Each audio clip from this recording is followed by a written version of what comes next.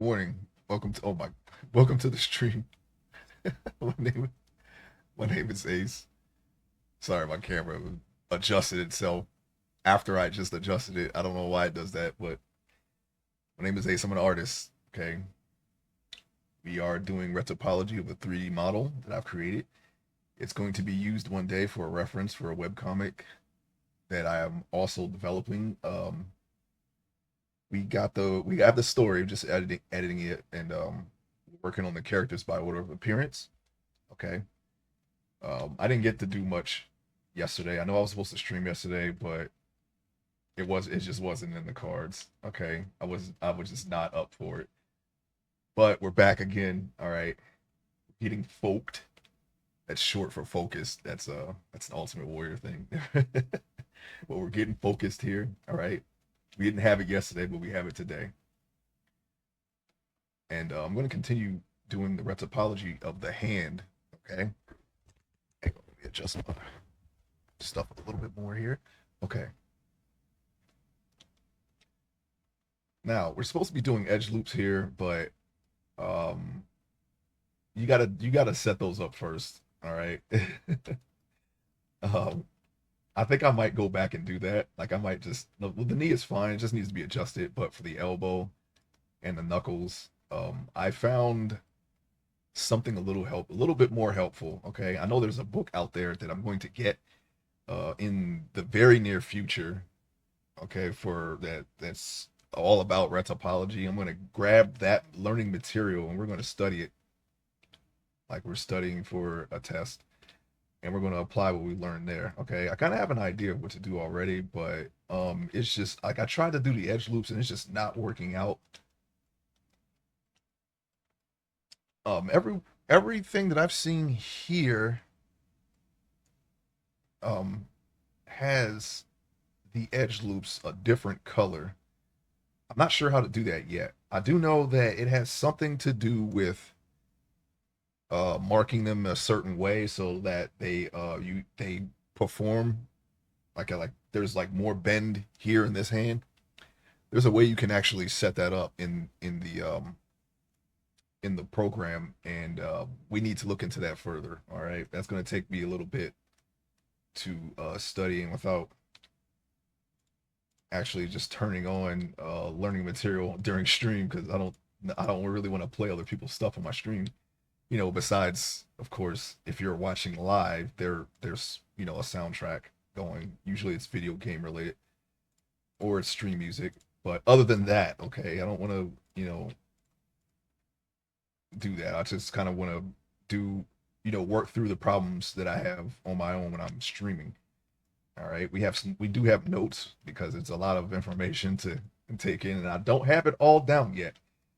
And we are getting to the point where we're going to start streaming the things that I have not shown yet soon. As soon as we get that into the workflow, we lock that in, we are going to start doing that. As a matter of fact, actually, it won't be too soon, okay? Because I still have to do the clothing. I keep forgetting about the clothing. Fortunately, we're gonna have well, if you don't like Brett's apology, we're gonna have to do this again for the clothing after the clothing is done. I want to make sure Brett's apology is good before we start the clothing. Oh, wait a minute, because I had everything up until I had everything up to the knuckle, but I had to back up some because the problem that I ran into is the row I was starting to spiral, and I don't like it when the faces spiral. I'm gonna keep the rows nice and even, so I had to back up some. All right, and we got some bunching up here. I actually have an idea of how to do this better. Besides doing the edge loops first, I think what I'm going to start doing is do the hands and feet first, and then line them up with the edge loops of the arms and the shoulder. Okay, because the torso is really easy to do, and so is the legs. We've already figured out how to do the face pretty well. There's just some minor things that we will need to look out for in the future. No, we already fixed that. That's right, we did fix that. Like the ear, for example, the ear is not as neat as I would like it to be. So I think what I'm going to do on the next sculpt. As a matter of fact, I have another practice sculpt that I'm doing off stream. I didn't get to work on it at all. It's for animation, so we can learn exactly what will affect what, like what part of the retopology will affect what in animation, and it's basically just a trial and error thing. Basically, we're trying to figure out exactly what my retopology, though as it is right now, how it will perform in animation. So if if it doesn't cause any kind of deformity, I'm just gonna. There's really not much more than we need to do then, but we do want to make it straight and as neat as possible. That's definitely still the goal. But I want to see how it performs. Okay.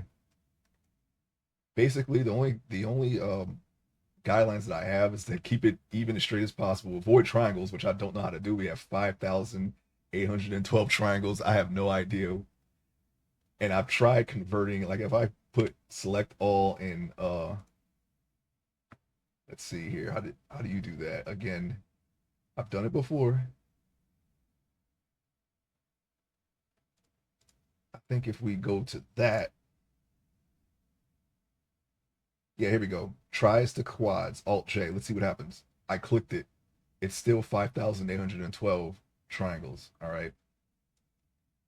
I have no, and I don't see any I mean, I know where there are some triangles that I could find because I know exactly where to look here. There would be a triangle right here. I think I already deleted it though, just because if I add this here, it's going to cause a spiral. I think. I think it'll cause a spiral. We need to figure that out. But as you can see, the triangle numbers didn't even move. Okay, nothing changed. It was the same thing. So I have no idea how to affect that. All right. Now, as far as the retopology as a whole, we have this is like our best so far. It needs a little straightening out still. I still haven't gotten to do that yet. I will do it before we move on. But yeah, it just needs to be, straightened out a little bit. But I mean, that's basically it. But I do know where I think would I would be able to improve. Okay, instead of working from top to bottom here, we're going to work on the things that we're going to start having problems with in the future. So I'm thinking about starting at the nail, at the fingernails, and then just working my way to the wrist of the hand. Same thing with the feet,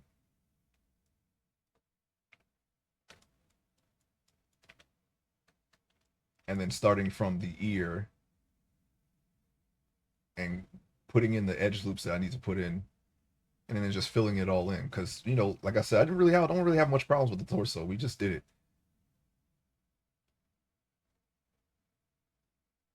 But yeah, that's the idea that I'm toying with. Well, I'm going to do it. Okay, I'm just trying to work things out still. I'm going to start with the fingertip, the pinky. I don't think I filled this in the time that I got to work on this yesterday. I didn't really spend a lot of time on it. I just I wasn't mentally there, and I had to do some other stuff too. But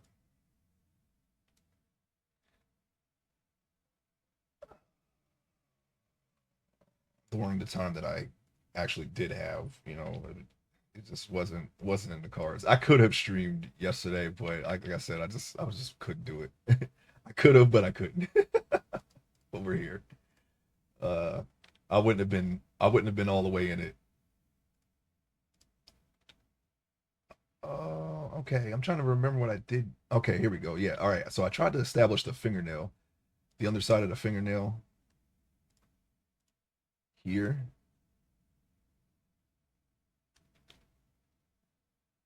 Um, I don't know why. All right, here we go. I'm gonna get rid of this. I'm gonna do this again.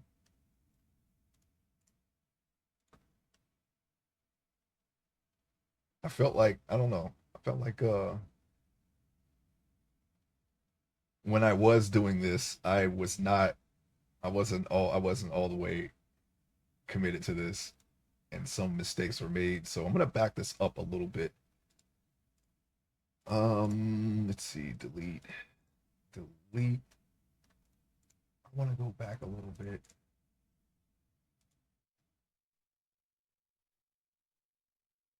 Yeah, see, for something like this, like we have an underside of the fingernail, we have the shape of it. I want to start at the fingernail next time and work my way out because these clearly require smaller faces. And if we can just have one edge around the entire fingernail, it would connect easier to bigger faces on the fingertip. I think that would be the best way to do that. And just keep working my way out from there and setting up the edge loops and all that.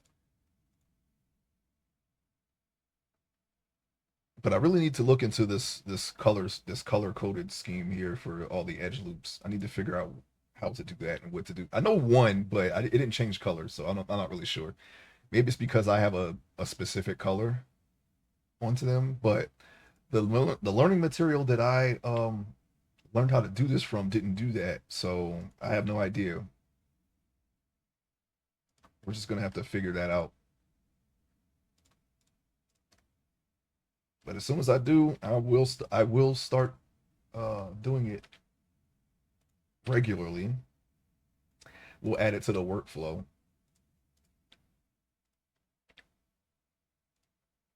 So we're on the hump day. I hope you're having a great day. To those of you who watch this, and even and those of you who watch the VOD or YouTube, I hope you get over your hump day pretty well. Mine's just going all right. You know, it's a nice start. I don't start in the morning, so you know, this is pretty much the start of my day after breakfast and personal hygiene. But I like doing this in the morning because I feel like that's when I'm at my strongest, and it's the only time I can do it. Really, I could probably go into the just a little bit afternoon, but I do normally stop at 12, and I had a schedule change, so it's kind of in the middle of my planned streaming time right now that I have to stop. So I've been starting sooner, but we'll work through it. Okay. We will work through it. We will get there. My goal is to get 6 or 7 characters ready so I can do the prologue. So I can start doing the prologue because the prologue is pretty much locked in. There's really nothing more I can edit from that. Every time I edit, I read my entire story from start to finish just to make sure that I have all my ducks in a row. And there's really not much more that I could possibly do in the beginning. Okay, I've gotten all the story elements and backstory and filler, whatever you want to call it. Okay, I got it all in. All right, I got everything. I have the story that I wanted to tell all done in the beginning there. So it's really not. I can pretty much just start doing the pages for that at least. As far as I can go with, I think it would be. Let's see. It's divided into 3 parts. Okay, the prologue kind of introduces 3 of the main characters. The first I can do most of the first third of the prologue with just 6 characters, so I think I'll be good. Anyone standing in the background or not relevant to the story, we're not going to make models for them. We're going to find a way to put them in. My only concern after doing the characters is how I'm going to set up the scenes in Blender as reference because I haven't actually set up in it like an actual scene yet. Hang on, let me go back some. Cheese and whiskers. Okay, here we go. No, that's not. Okay, let me go back some. Okay, that's the face that I'm looking at. We need to delete that face again because it's not right. It's not behaving correctly. I want to stay on the top of the fingernail for now, and what I want to do is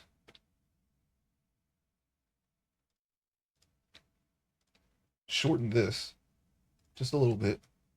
I'm gonna back all the way up. Also, need to. I want to start posting my art again because I don't have any. Like the art that I do have is that's posted somewhere online it does not accurately represent my current skill level, and I want to kind of update my portfolio to say to so to speak. And even then, it's only there because the admins on the forum that I posted it on, they don't want to delete it. I wanted to start over, okay? I like, and this was like in 2015 before I even started writing the story. I wanted to start my portfolio over because I felt like I had learned enough to where I could pretty much just I wanted to just really just update it from start to finish, but they wouldn't allow it. So they told me I should not be ashamed of my art journey.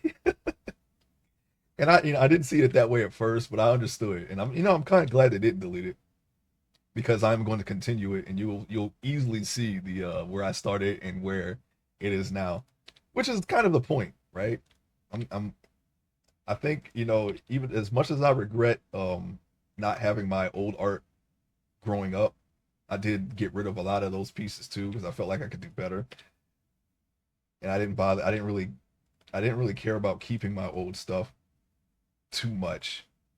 I do have some stuff, but it's not everything. Some of it was lost, not by my choice. It just happened to be. It would have been lost regardless if I was keeping all my stuff or not. Um, I'd left the country for a little while, and it was my stuff was placed in storage, and the storage by a family member, and my the storage wasn't paid. So I don't know how some of my art ended up in one place and then some in another, but that's what happened. And yeah, some of the art is gone. Luckily, I actually remember what I lost. So I mean, you might actually see some of that stuff again. It's going to be modernized and updated, but I think you'll see it again. Because as far as I'm concerned, everything that I drew, since the all the ideas that I drew from like since elementary school are pretty much still in the story. I just I'm just updating it with my adult mind instead of a kid mind and teenage mind. And it's not as edgy and grim dark as it was before because that's not really well. I mean, it still has that tone because I want to keep it as accurate to what I was trying to do as possible. But I want to try to do it um, with a little bit more intelligence. Okay, I can't keep it completely the same. All right, because some things just don't make any sense whatsoever, and there's a lot of unnecessary stuff that happened in this Ace expanded universe is what I'm calling it. But it's pretty much the same story, almost beat for beat. It's just some things have been trimmed down or redone. This web comic that I'm doing is pretty much a prequel to that expanded universe that I'm doing, and this is a brand new story. This isn't something that besides some of the few characters, like the main character of the story is someone that I created like in I want to say 99 or 2000. I think I've already shown um some of the earliest drawings of this character, and I want to wait until I'm actually sculpting the character and finalizing his design before I talk more about him. But he is a scientist type character, basically. The story itself it's got a lot of I'm gonna keep it in sci-fi. Obviously, I think I've already mentioned this before, but um, it's a science fiction story. It's got some action in it. It's got a little bit of romance. It's got a little bit of everything. Fantasy. It's not completely science, but it's there. It's about some school students who stumble upon a top secret world government project, and they use it to try to save their terminally ill friend. That's the premise of the story. And it's got a lot of espionage. It's got some intrigue. It's got drama. It's got it all. Okay, I put as much effort as I possibly could in creating this story. I wrote it in like 3 years, and I'm still editing it because even though I was trying my very hardest, there's still some mistakes I've made. So it's I just don't want to just make the story and come to find out if anybody decides to stick with it that there's plot holes everywhere. As far as I know, I think there weren't that many. There's only plot holes because I've entwined a lot of the plot points with other plot points. So if I remove something, I have to pretty much make sure that it wasn't integral to anything else in the story. And that's pretty much my only concern. I know the themes that I was trying to stick with. Biggest theme in the story, I think, is ambition. There's a lot of ambitious characters in the story.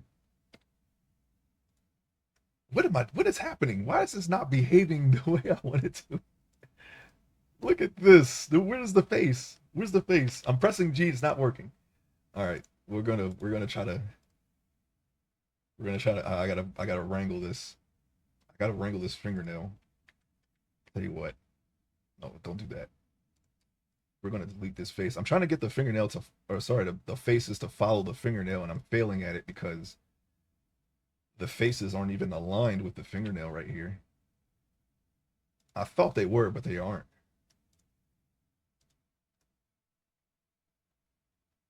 Darned.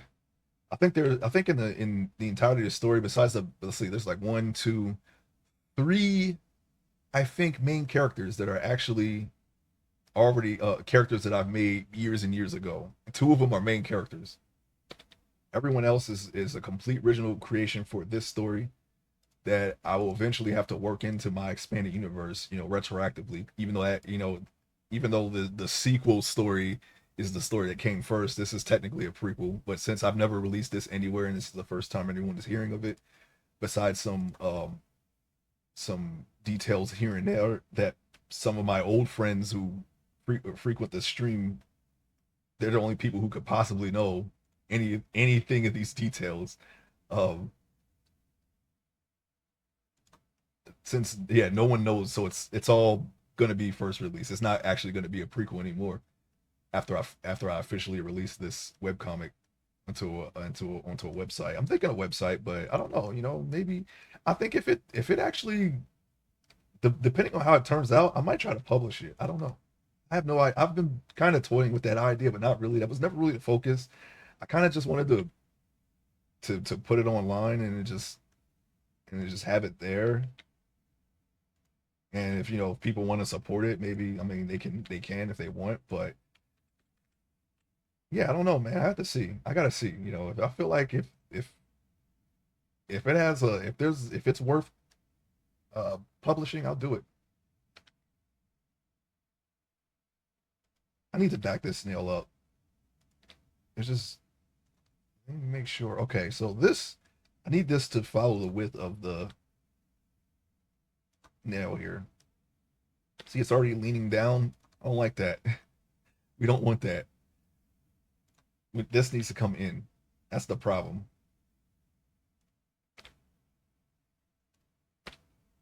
Okay, and I just need to see that line, so we're gonna press G. These first three characters I've done, this is the third. This is character three, so we're almost halfway there.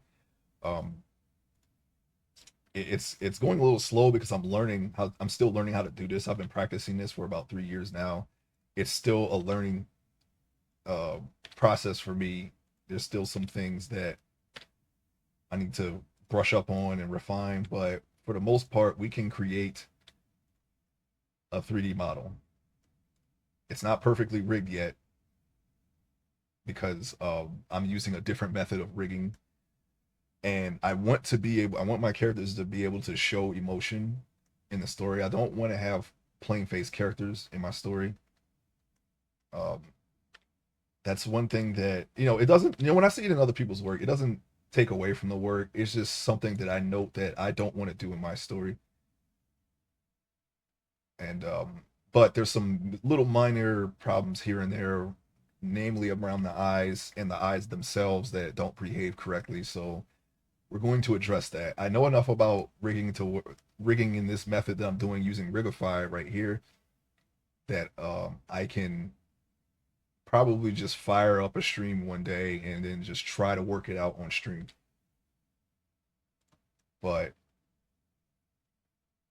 I'm going to wait until this character is done and then try to figure it out because I really want to show the back end of the process here because I haven't shown it yet. I've shown this part 3 times and for whatever reason, if there was something that I didn't fully grasp yet and I wanted to, just do it off stream, or learn it off stream, or if there was a mistake that needed to be fixed, or I actually had to take a hiatus for a while because of real life events, and I ended up doing the second half of this workflow during that time, and of course, working through some issues that I was having with the workflow. I sculpted on the wrong side of the face, and my red topology was too simple, so I had to redo it because when you bake with too few faces, it shows on the textures, and you don't want that. It kind of has like a pixelated look in certain areas, and it was actually it would have been fine if it was on a place that you couldn't see, like the chest or the bottom of the feet. I think there actually was one on the bottom of the foot, but these pixelizations were actually on the face. It was mainly around the eyes and the lips of my last sculpt. So I had to actually redo that twice, and it took so much time because I was trying to just recover it instead of redoing doing it over. And um, yeah, that caused my hiatus to be extended a little bit further. But and there were some things, of course, that I had to relearn because I haven't been in that portion of the workflow for so long that I actually forgot some things, and I don't want to do that again. I don't want to have to go through that on the stream. At least those types of problems. I want to be able to at least have some kind of flow going to where we're not. I mean, it's fine to troubleshoot. If I know what to do, I'll do it on stream. But if I don't know what to do, then I'm going to have to look at learning material and all that, and I don't want to do that on stream. So that's basically the only thing, only reason why we haven't seen everything yet, but you will on this one because it's actually really simple. It's just, since there's so many things that you have to keep in mind, it's easy to forget the little details. There might be a little menu thing here or there that I might forget to select, and but it won't matter because we'll be prepared, okay, to stream the learning process. Uh, let's see. It will be nice one day to be able to utilize this stuff for more projects in the future. I was thinking about trying my hand at making a game since I follow so many of those creators, and they're all wonderful, great people, uh, very inspiring. But it's a big task, okay? And I'm just doing a web comic right now, and it's already feels like it's monumental. I mean, I could just draw it, but I would rather have decent references for this stuff so I can do the pages faster. And so, of course, so if I don't, there's fewer mistakes because I seem to do better when there's references. I mean, I guess anyone would, right? But I want to make sure that the art is, in my perception, my opinion, as good as I feel the story is. It may not be. I mean, I'll be very disappointed in myself if there was something that in the story that didn't measure up. But then the same with the art, because that's going to be the first thing you see. I just want to make sure that everything is the way that I envisioned it to be. I mean, if one person reads it, I'll be fine with it. I just want it out there, you know. I just want to do a project and finish it. It doesn't really need to pick up steam or have a fan base. I was like, yeah, I did a webcomic. Here you go, and that's it. It was just something that I've always wanted to do, and now I'm gonna do it. Is to have make my own comic, doing that, and we will apply what we've learned to animation and maybe a game of our own. I have some ideas for a game. We'll see how it goes. We only know how to model a character, okay, and that's always going to need improvement. We don't know how to animate it. We know how to rig it. I can do it manually too. I have the means to do it manually. It will work if I do it manually. Everything will work except for, well, actually, you know what? That's not that's not entirely accurate because I think if the way I did it manually, there was no facial besides the the jaw moving. I don't think I was actually making the rig to where you could control the face enough to where you can make them do emotions. And I think that was the reason why I switched to Rigify, but it's fine. That won't be needed for um certain things, I guess. I think if I rig it enough, I could probably figure out how to add a facial rig onto it or any other kind of rig. I have one alien character. Like there's aliens in my it's a little, into the fiction, science fiction, whatever you want to believe. I don't know. It Anyway, there's some non-human characters in this story. And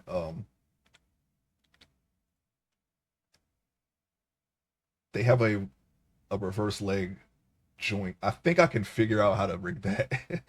But or maybe not. Maybe I think you can still probably rig a reverse leg. Because he's not going to be animated. It's just just the pose.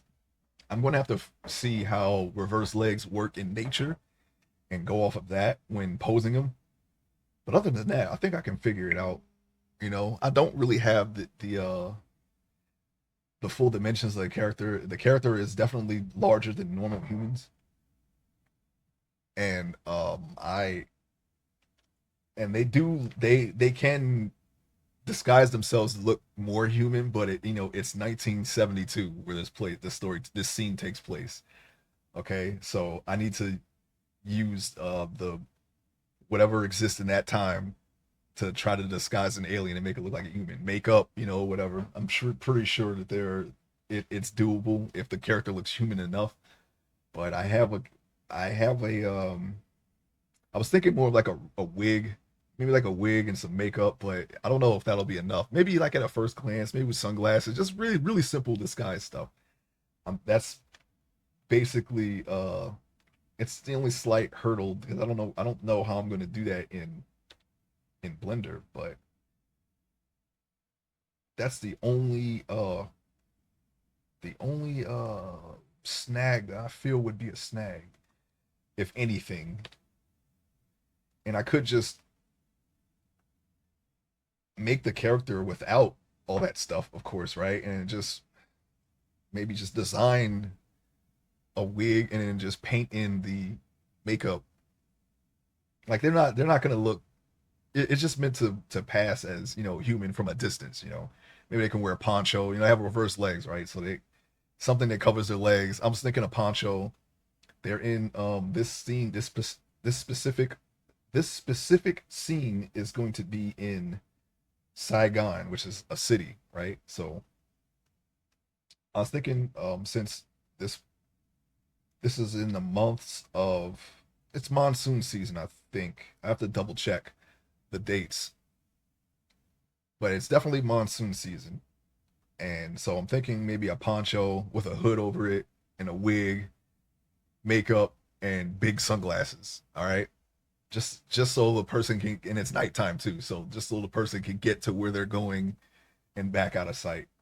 There's an important event going on, and this person has to be present for that event. So that's the reason why, uh, for the disguise. Otherwise, they wouldn't be there at all. It's kind of hard to disguise. And I could just take the easy way out and just do like oh, since he's an alien, they have better technology and um, they can just, have some kind of MacGuffin that can make them look human. But I'm not doing that. Right? I wanted to have more practical effects for this disguise.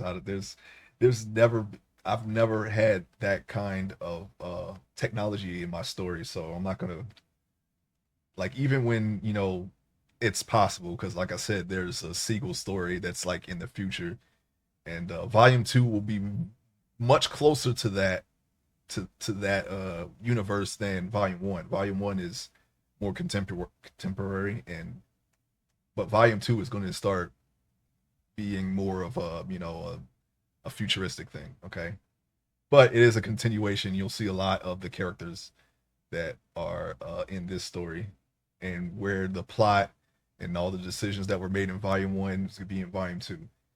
As far as the word count, I think by the word count that according to what's his name, Alan Moore. Sorry, the word count according to Alan Moore, it should equate to about 50 issues. All right, so I'm expecting that to be the length at the very least, not counting the editing that I'm going to have to do. It could be more, it could be less. It'll probably be more because my first draft I had actually left some stuff out that I wanted to put in, and it would make more sense if the reader knew what I knew. Okay, so I had to edit in.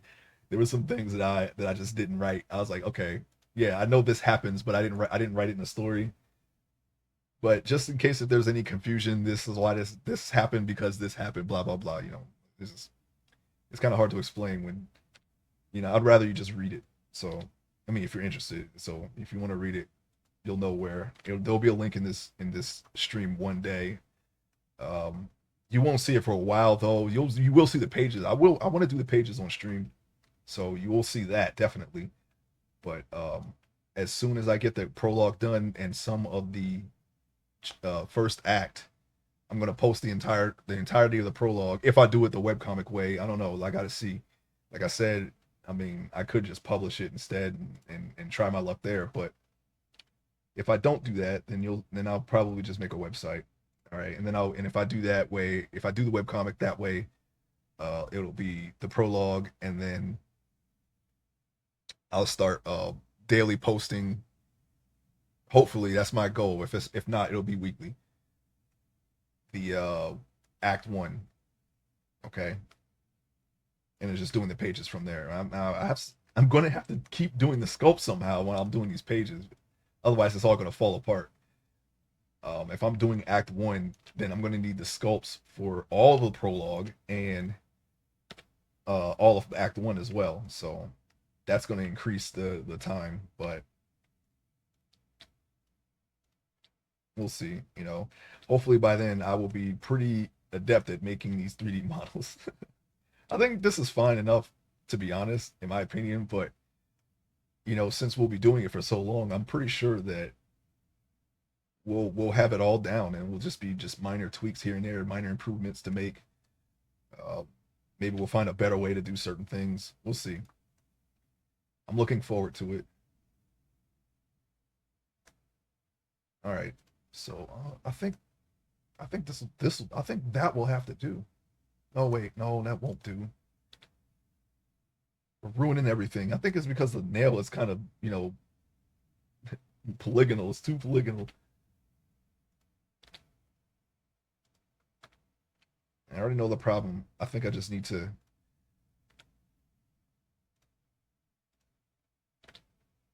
make these to scale these down just a little bit. I just needed to follow the fingernail. That's all I need. Let me see. Oh my God. Why? Why?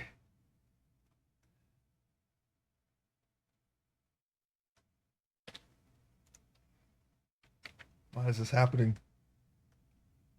Why is it bending down? That's all. It's because it needs to be rotated. Is that it? I didn't have any problems with this with the thumbnail. That just well, I mean, it's not complete. Yeah, yeah. I didn't have any problems with this. The thumbnail, did I? I don't think I did. Or the toenails. Yeah, see, this is all I'm trying to do. It's just make. Sorry, I can't really get a good angle so I can show you, but and it also doesn't look like that. What is? Why does that look like that? What is this? I just saw a problem that I didn't see before. This face right here is what I'm looking at. Why is that there? It won't affect anything really, but I had to have done it. I just don't remember doing it. That's where I'm at right now. Okay, we're gonna make it, we're gonna make it. We're gonna do it. Um, okay. This is the other side of the nail. This is all I'm trying to do.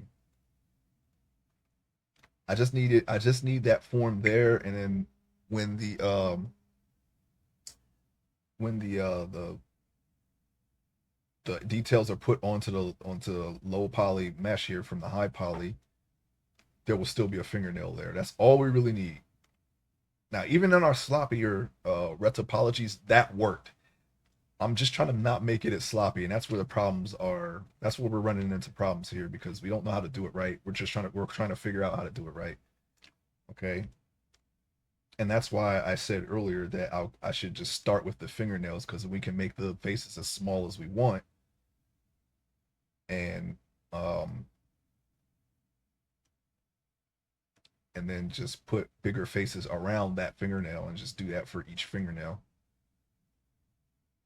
And then I think since the fingernails are roughly similar in shape, we could probably shift D the entire area, put it on all 5 fingernails, including the thumb.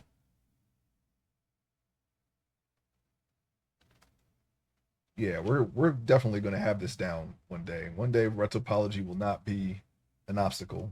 It'll just be tedious work, but it won't be an obstacle. We'll just do it. We'll just be able to do it. But that's what I'm thinking about doing next time. I don't know why I pulled that all the way. We need to get our.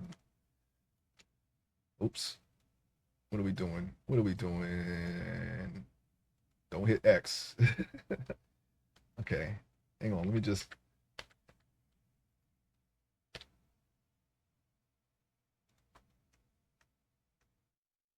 Okay.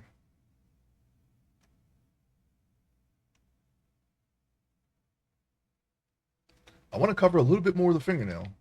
That's all I want.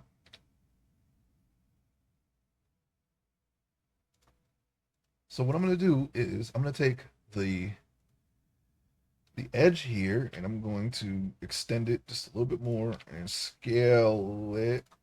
We're going to look and see that it's jacked up and then we're going to move it up.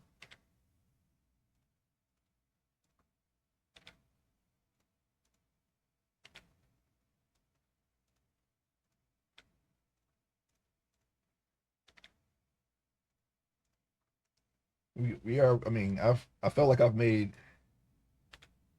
enough mistakes that I know what to fix. All right. I feel like I'm closer. I'm closer than ever before to getting this right. I'm talking about retopology as a whole. It's just I didn't understand it at first, but we're getting better. We're going to get better. It will be better. That's my short-term goal, besides getting this comic into a tangible form that can be observed instead of just concepts that'll stay in my head forever. We don't want to do that. We're getting this project out. All right, we're doing it. All right, you know what? We're going to leave it like that. That's as much coverage as I can possibly get. Okay. Hang on one second. Check my phone. Okay. Yeah, that's as much coverage as I can possibly get. So we're going to continue now. Finally.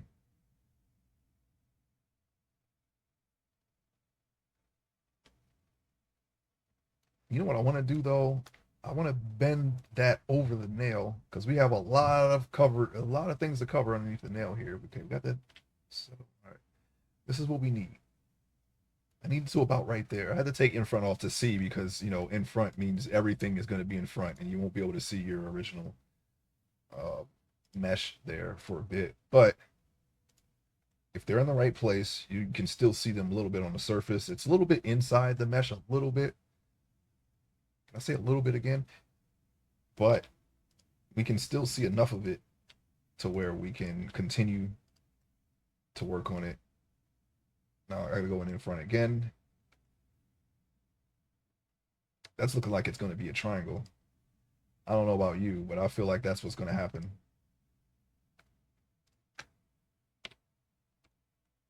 That shouldn't deform any. That this isn't going to be. You can't pose a fingernail, so it shouldn't really matter.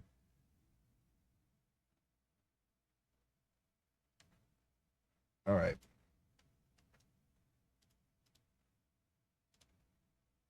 Now I need to. I'm gonna move this to where it should be, which is right on the edge. Why am I moving the entire thing?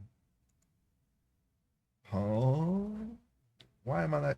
Why am I not just moving? I'm not only moving that vertex. I'm moving the.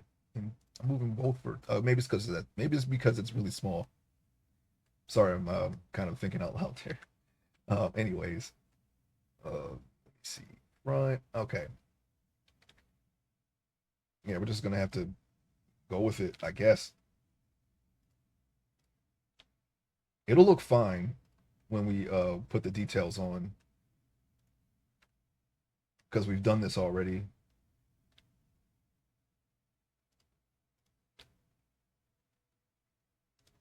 Make sure that's in the right spot. Actually, surprisingly it is. Okay. So I'm gonna go back to edges and we're just gonna connect this edge. Like I know where I need to what I need to fix. I just don't want to. I want to reduce the amount of times we delete a chunk of the progress we made and start over again. Like I wanted to do the top of this too because that's a little bit of the old rep topology right there. Even though it'll perform the function that I want it to perform, we don't want to do red topology like this all the time. It's very sloppy. I'm going to adjust it at the very least, but I don't think I need to start it over. But when we do it, the next time we do this, we are going to do it better. That's the goal. I really don't like staying on stuff for too long here. And I feel like I've already overstayed my welcome on this retopology. We should have been done by now with this, but I couldn't always work on this off stream. So, but we'll get there.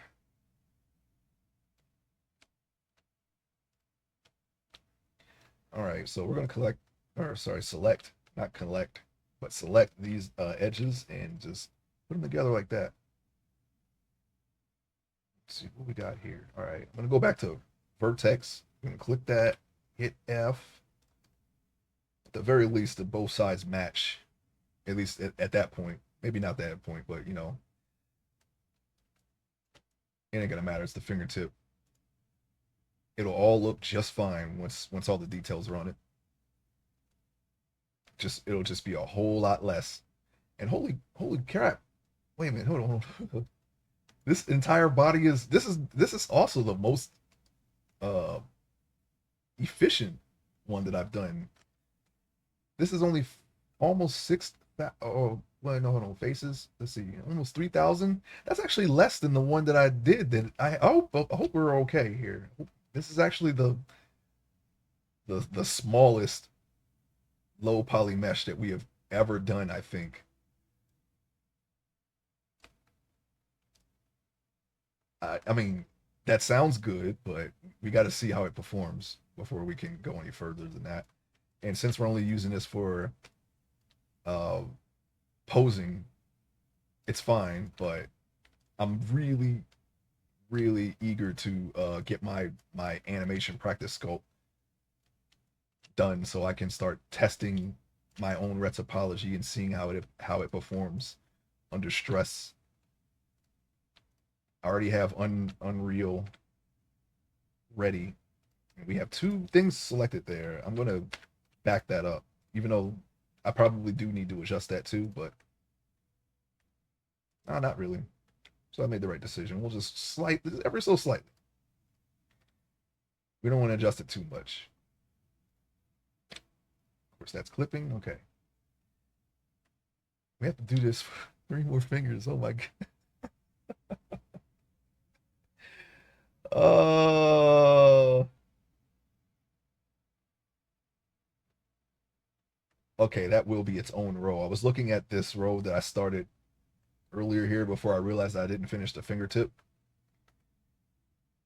As long as it doesn't spiral, we don't want it to spiral down. That's not good.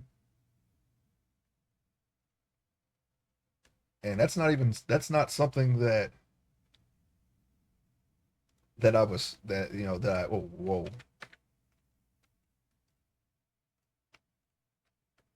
that I learned from somewhere. It's something that I know it's not good because we've done it. It shouldn't spiral. It should always be rows. Delete a row shouldn't spiral all the way up to the point like like a ball of yarn. You pull on a thread or you pull on the thread of a clothing and just unravels the whole clothing. You don't want to do that for reciprology, okay? If you delete an entire row, only that row should be gone, not the entire freaking mesh, all right? That means I went wrong somewhere. It was I was doing my first two sculpts. I was doing a lot of patchwork, and they look fine. You know, they even pose fine. Besides, the some clipping here and there through the clothing. But for just posing, we can just ignore that. All right, but we don't want that to happen in the animation at all. So we want to make sure that we never do that. We never make sure that we make sure that the final product does not ever do that. I could fill this in. I did fill it in. I think that's too flat.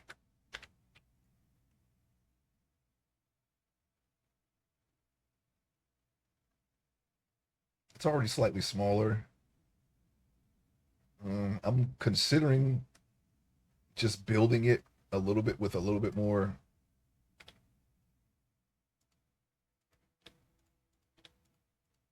faces, but not. I don't want them to be flat. Okay,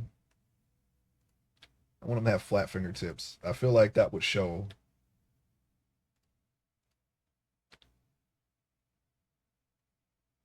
That's interesting. Okay, let me select faces and just delete that.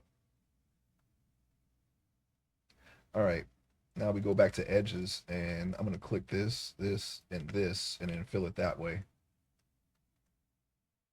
See, it rounds a little bit more. That's all I really need. It's not neat, but we're going to fix that on the next iteration. I don't want to keep I don't want to spend too much time on this. Sometimes you just have to go on and just take note of what you did wrong. It's working out for us, This isn't as it isn't as sloppy as the last ones. Okay. And I'm going to straighten this up further and even it out further.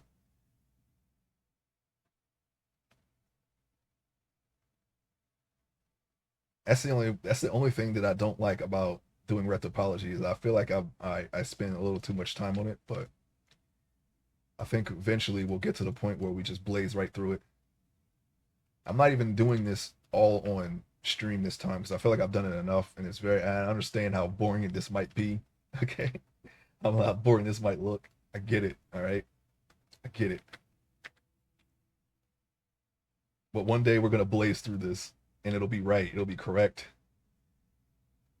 It won't be a thing. My goal is to be able to. I ain't gonna be able. I don't know. I may have to stream for like an entire day, but my goal is to be able to do one of these in the shortest amount of time as possible on stream.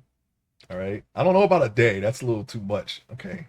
That's like that's like if to do one of these in 18 hours, I'm gonna have to be like speed paint, like speed sculpting. I don't even know if I could do that. To be honest, I don't even know if people.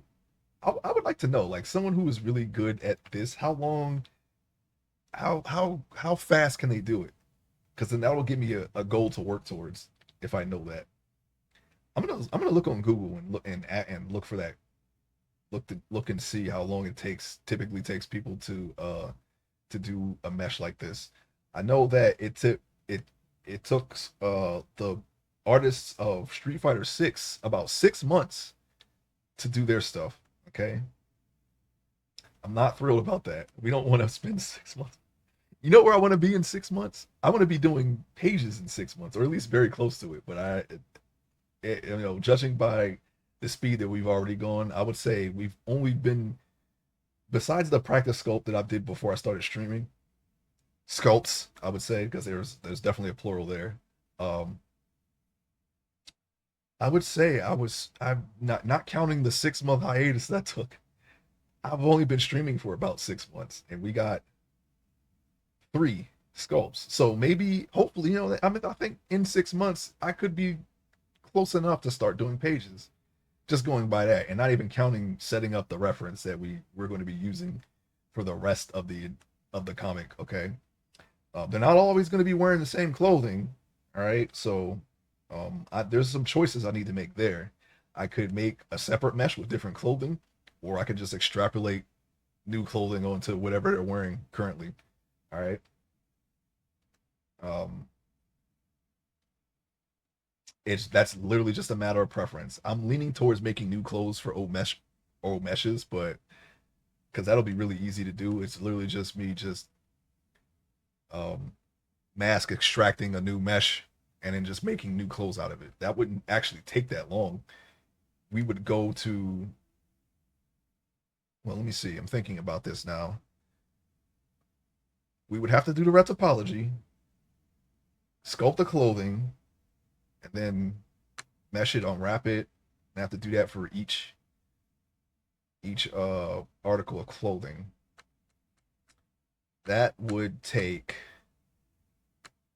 it wouldn't take as long as doing the entire mesh because you don't have to do I don't have to do the body, but it would still take some time.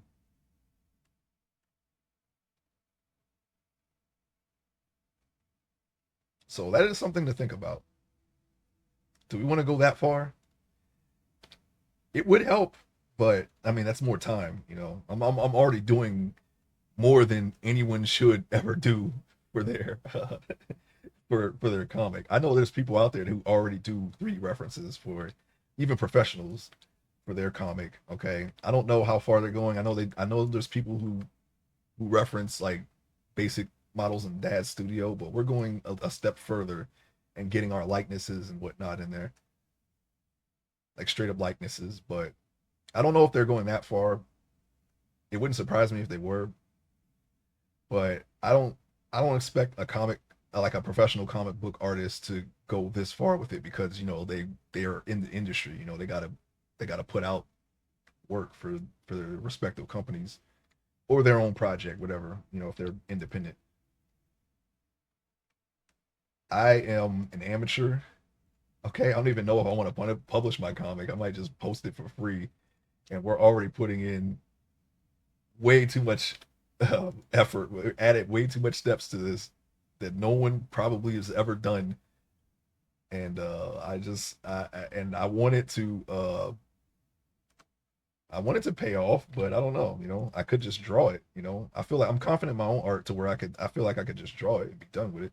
I've already drawn something with only references to jewelry and a leather jacket on stream, and it came out pretty well. I feel like that's how the comic is going to look. Sans the background. I didn't actually. I still haven't finished the background. I might just draw that over. Um,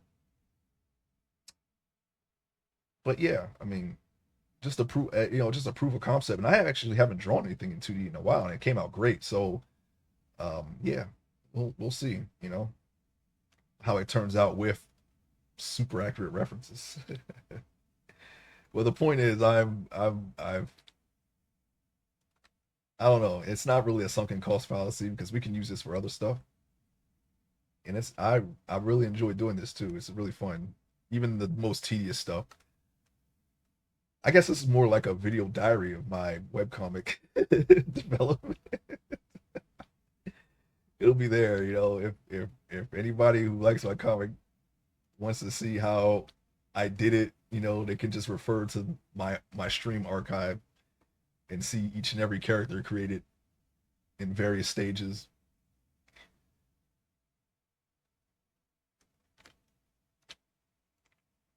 I don't know, but definitely this is we're putting the effort into it, so it has to come out great. Hey, good morning, Judicious. Welcome to the stream. Trying to finish this retopology here. I didn't get much done yesterday. I was not up for.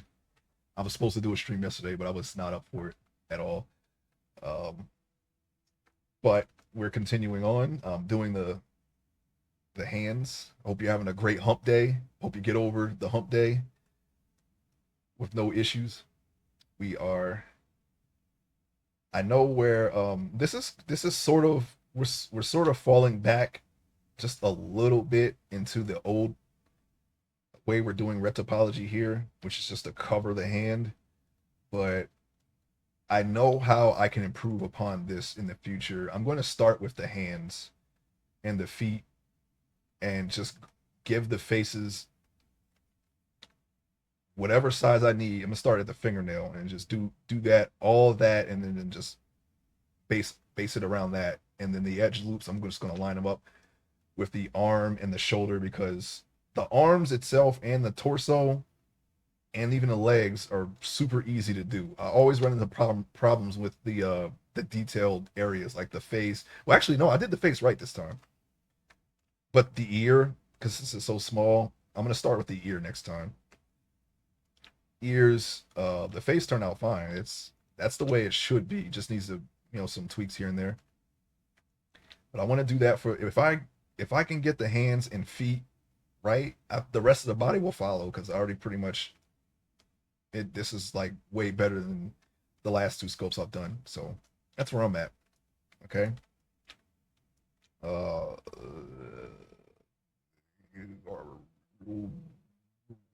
okay, I gotta do the. I feel like the pinky is as good as it's gonna get for this model, so I'm gonna go on to another finger. I got 3 more fingers to do. My goal was to get through the hand yesterday, but I couldn't do it. I couldn't finish it. Just couldn't. I was having problems. I wasn't focused. It was just I was like, man, okay, we'll just finish it tomorrow on stream because I am my patience is running thin with this. But we'll get there. I was talking about the webcomic itself.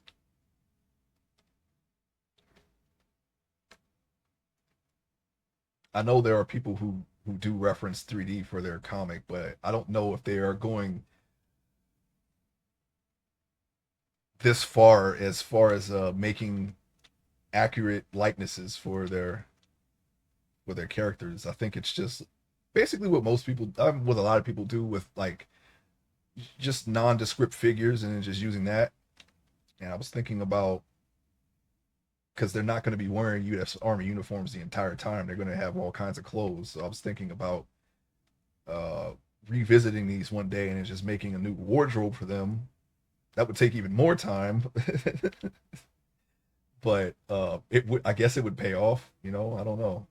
Honestly, don't know. I think I have enough skill to just draw new clothes around these they'll be old by then, but these older models here.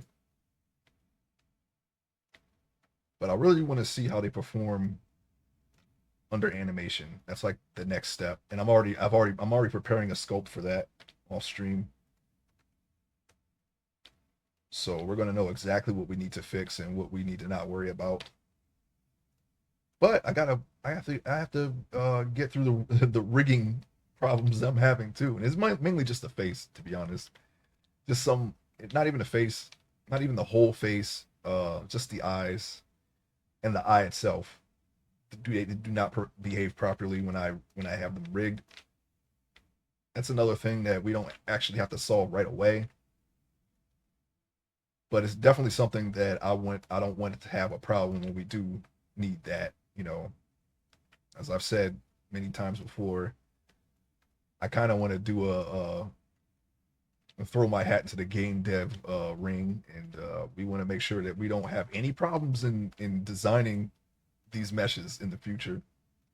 Just for that, but I'm going to practice that as soon as the practice mesh is done. I'm going to find out exactly what I need to do here. But right now, we're working on the hand.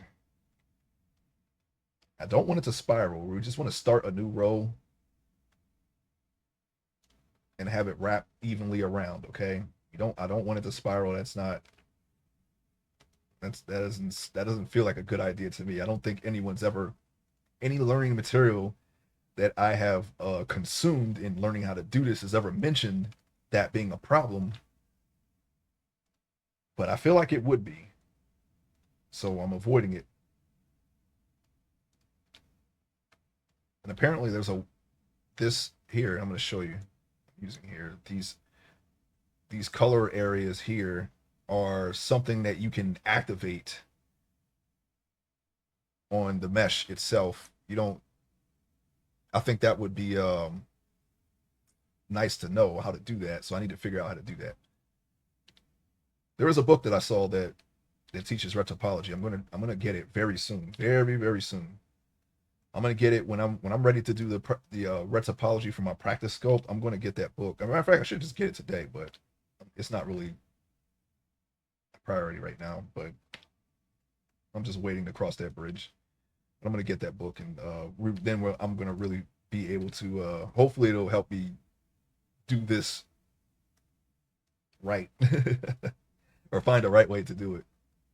I don't even know if this is wrong. That's why I'm doing the practice sculpt. So we know exactly what's right and what's wrong.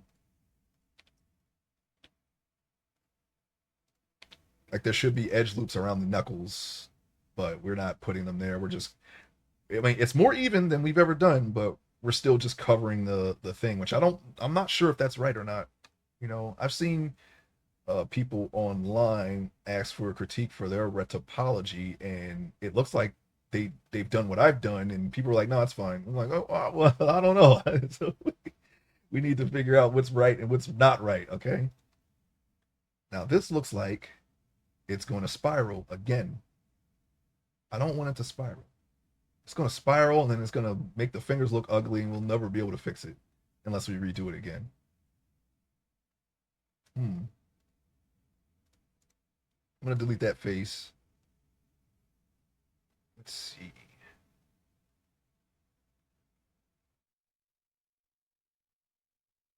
Yeah, it's going to spiral again.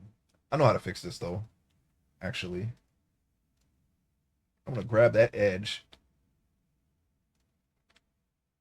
I'm going to pull it down. Delete this. Delete the face. And then I'm going to just connect these two together. And I'll just have an extra polygon right here. But it won't cause the roll to spiral if I do it that way. That's the best way I know how to fix it right now. It still feels like patchwork, but I know it will work because I've done this before.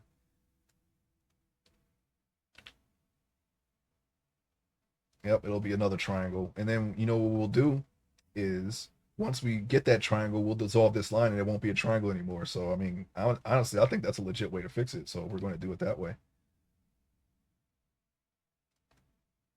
But we want to find the right way. So I'm going to get that book and study it. We want to find the established way of doing this.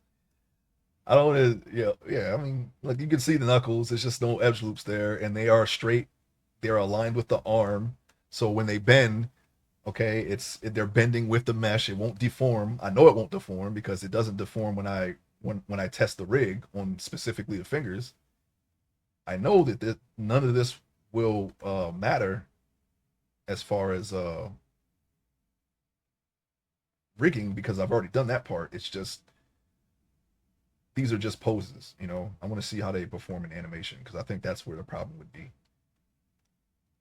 And if we get to the point where we're comfortable with the retopology and we're like, oh yeah, I'm doing it, and then we go into animation and it's all deformed and messed up, and we're like, oh no, then we're gonna have to spend the time to learn it then when we could have already had it down. I don't want to go through that. Yeah, there's gonna be a triangle here somewhere. Okay, you know what? Yeah, we'll just I I don't think there's gonna be a time where I'm drawing someone with their fingers outstretched like that. I could be wrong, but I've never seen that deform, even with my sculpts that the retopology wasn't as good as this. Not that it's good, but it was definitely this is definitely better than what I've done previously. Um, so I don't think that would cause a problem either way.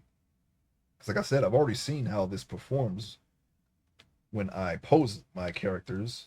I just I just need to know what's right and what's wrong for animation. That's basically it. Now, like I said, we're gonna take this and I'm gonna dissolve that. There we go. There, now it's not a triangle. We still have 5,890 triangles, and I don't know where they are because there's no triangles anywhere, at least not in the sense of, you know, geometrical triangles. Well, wait, hold on. No, that's not a triangle. That has four edges. That also has four edges. Like, there's no triangles. Maybe there's one on the foot. Yeah, right here. One. That's the only one that I know. But apparently, according to this program, there's 5,890 triangles, which are not good because apparently they cause deformity. I've never seen these deformities in posing, okay? But, you know, that's something that I want to put in practice. I want to see how it performs. I don't know. I just don't know and I need to know. I need to know this stuff. It's like a two-part thing here, all right? It's webcomic progress and of course it's artistic progress, I guess. I don't know. It was easy enough to learn how to sculpt it, I guess, but everything else that comes after is that's where all the you're just not done yet. Knowing what I know now, I definitely would have probably ended up in this on this workflow even if I had stayed with ZBrush because I had already seen that there were Z remesh was not keeping all of the details. So I would have had to do the secondary, tertiary, and micro details anyway when I moved this to Blender. I just wasn't doing it at the time.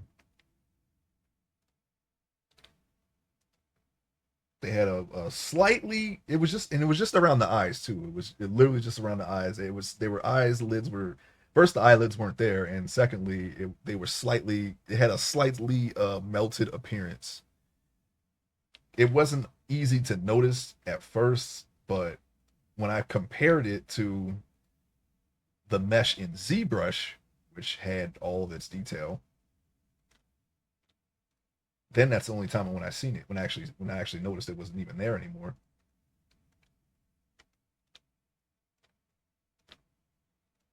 I just don't want to pay a subscription, so I deleted. I had to relearn everything in Blender, and that's pretty much. We're still learning how to do this in Blender, but we've definitely learned a lot.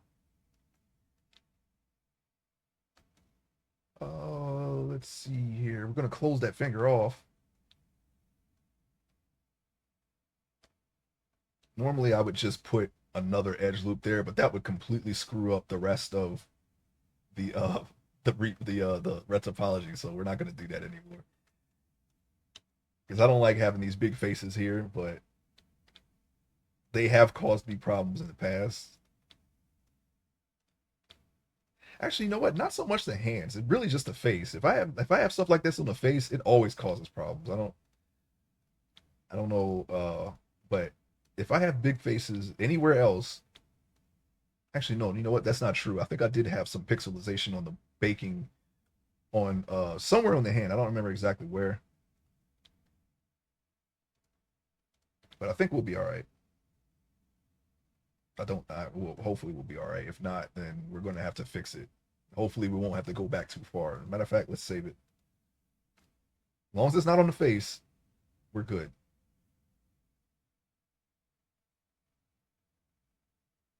Okay. Hang on, moving something here. Okay. It's a C cleaner.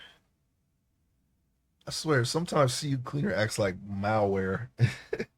Hey, you want to upgrade? Hey, you want to upgrade? No, I don't want to upgrade. Okay. I've had it. I've had C cleaner since 2010.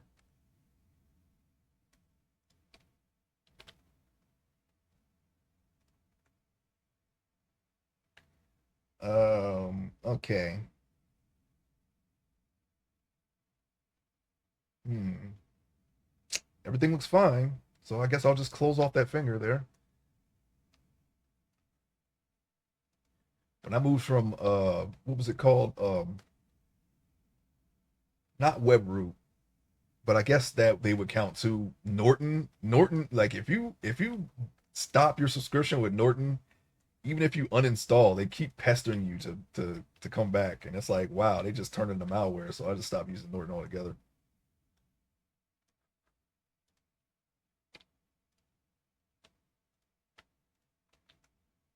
All right, I'm gonna close that off. Wait, hold on, let me not do that. Close that off. There we go. Okay, seems to be. Let's see, 1, 2, 3. Yeah, 1, 2, 3. Okay, just keep going down. We got a little bit of assist there. That's okay though. That's actually can happen. I actually have one on my hand. I don't know where I got it. I just looked down one day. I was like, oh, I got a little cyst on the side of my finger. It must have been something that I did at work, but I don't know. I have no clue when it happened. I don't feel it at all. It just happened. It just so happened, and it's actually going down now. So, hmm. Oh well. Anyway, let's continue.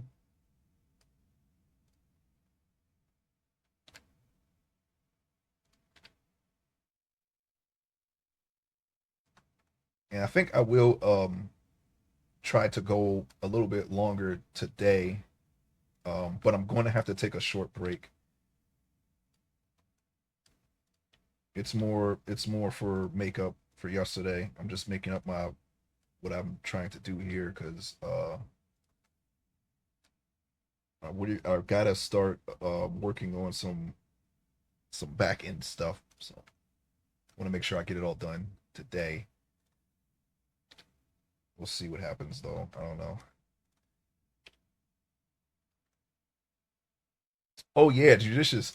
If you're still here, they I saw that they put Valheim in the spring sale. I did actually get it. So one day I'm going to go into Valheim or wherever we're at. I'm gonna assume the name is Valheim. We're gonna go. I'm gonna go into it and see what the heck's going on. We may have to make a baller Halla. Wait, how would I add that? How would I add the Ballervania spin to Valhalla? Baller Valhalla, I guess. All right, yeah, sure, why not? Baller Valhalla. I don't think. Wait, did they have cat? They didn't have castles in. No, they didn't have castles, so it can't be a Vania. It's got to be Baller Valhalla. Ballerheim. There you go. Ballerheim. Yeah, they had it for like $9. So I was like, yeah, okay, sure, why not? See, I didn't realize that so many people played that game. Still, I know they probably had an update recently, right? I said, yeah, you know what? Yeah, I'll try it. I like Ark. I like Conan. I'm gonna play those two one day. I have mod packs for that. I hope those mods are still being updated because I have not checked. But especially for Ark, Ark is like it's like a hellscape. Okay, I turned Ark into Jumanji. It's not good. I die so much in the beginning. I still haven't figured out how to play on that pack, but it is incredibly difficult. You can't just play it normally because everything is so strong. And I have to give you that mod pack one day just to give you an idea of you know what, I could fire up Steam right now and let me see. I'll fire it up right now. Not Arc, but I'll while I'm doing this and give you the workshop stuff just to give you an idea. Wait a minute, what's going on here? Okay, 9 Child Street is 390, 349. I forget what 9 Wild Child Street was, but I had it wishlisted for some reason. Oh, it's a horror game. Okay, I actually don't remember wishlisting this, but it's $3. I should just get it, just so it's not on my wish list anymore. Um, let's see, what was that? Yeah, Arc. That's right, Arc. Hold on, people. We will return to the art shortly here. I just want to pull this page up so I can read it while I'm arting. Just to give you an idea of the ridiculousness that I've decided to put myself through when playing this game. Let's go into the workshop.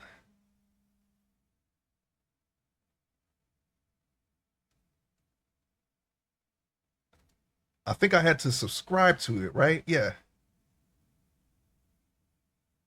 And I'm just gonna tell you the two big ones, all right? Okay, everything involving Arc Primal Fear is in it. Arc Eternal is also in it. Um,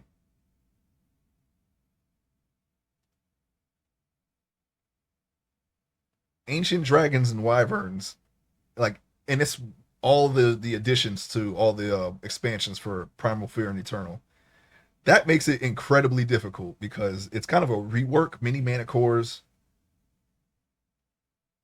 If you know anything about Arc Eternal and Primal Fear, I have those two, and they have like legendary creatures and all that stuff. Basically, it's somewhat similar to what you're doing with your mod pack, except they can be elemental, they can be just whatever, man. I don't know, chaos. I don't actually don't remember everything because it's been a while since I've played it, but I've had creatures I've never seen before with crazy modifiers just destroy my base. Every now and then my base would get reset and I would have to just build again. I just never left the noob island because of that. Yeah, I had my base destroyed like two or three times. Uh, but yeah, I'm looking forward to doing that for Valheim, I guess.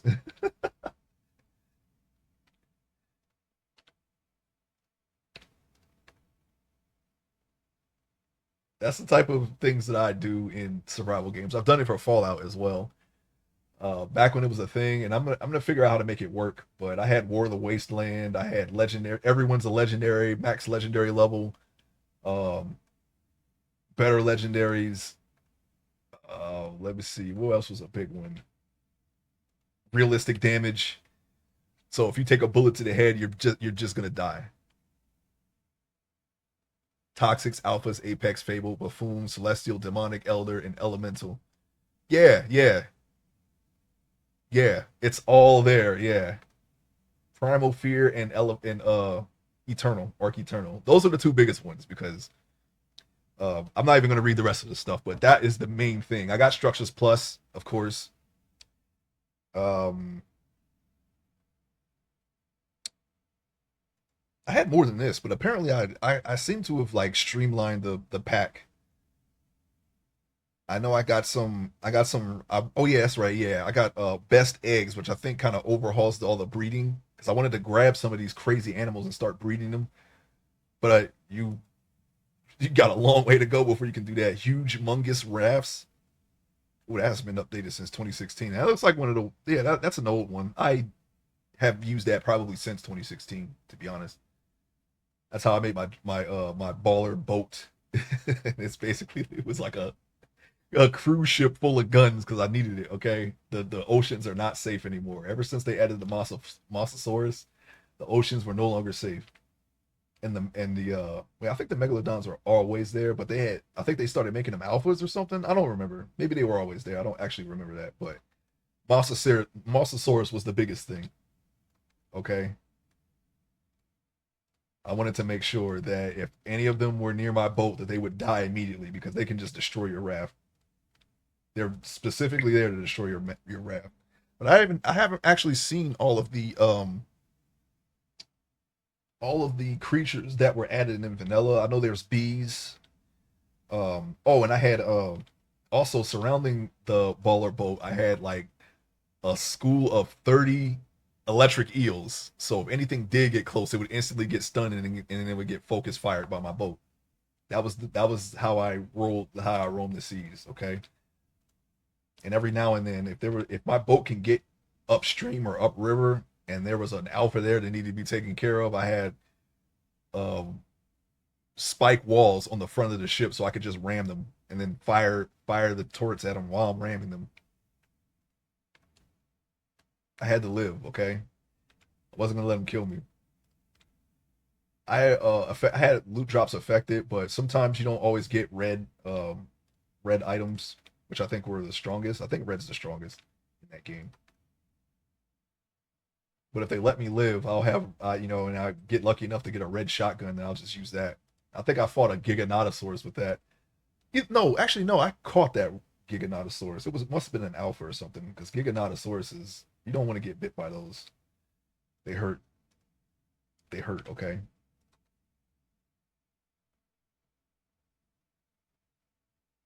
Also, in Ark, I don't have it anymore, but I had an Indominus Rex somewhere on the island. When I would play with, I played with my friends.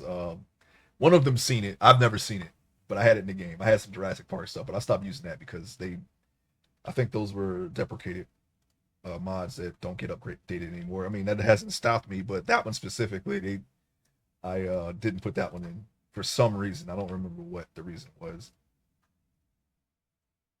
Stacks for humans. Yeah, in-game beacons, right? Yeah, I put that in.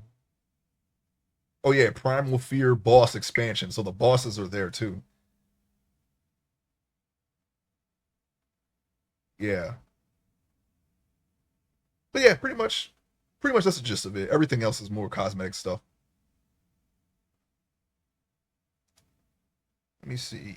Let me just turn that off. All right. Back to the task at hand here.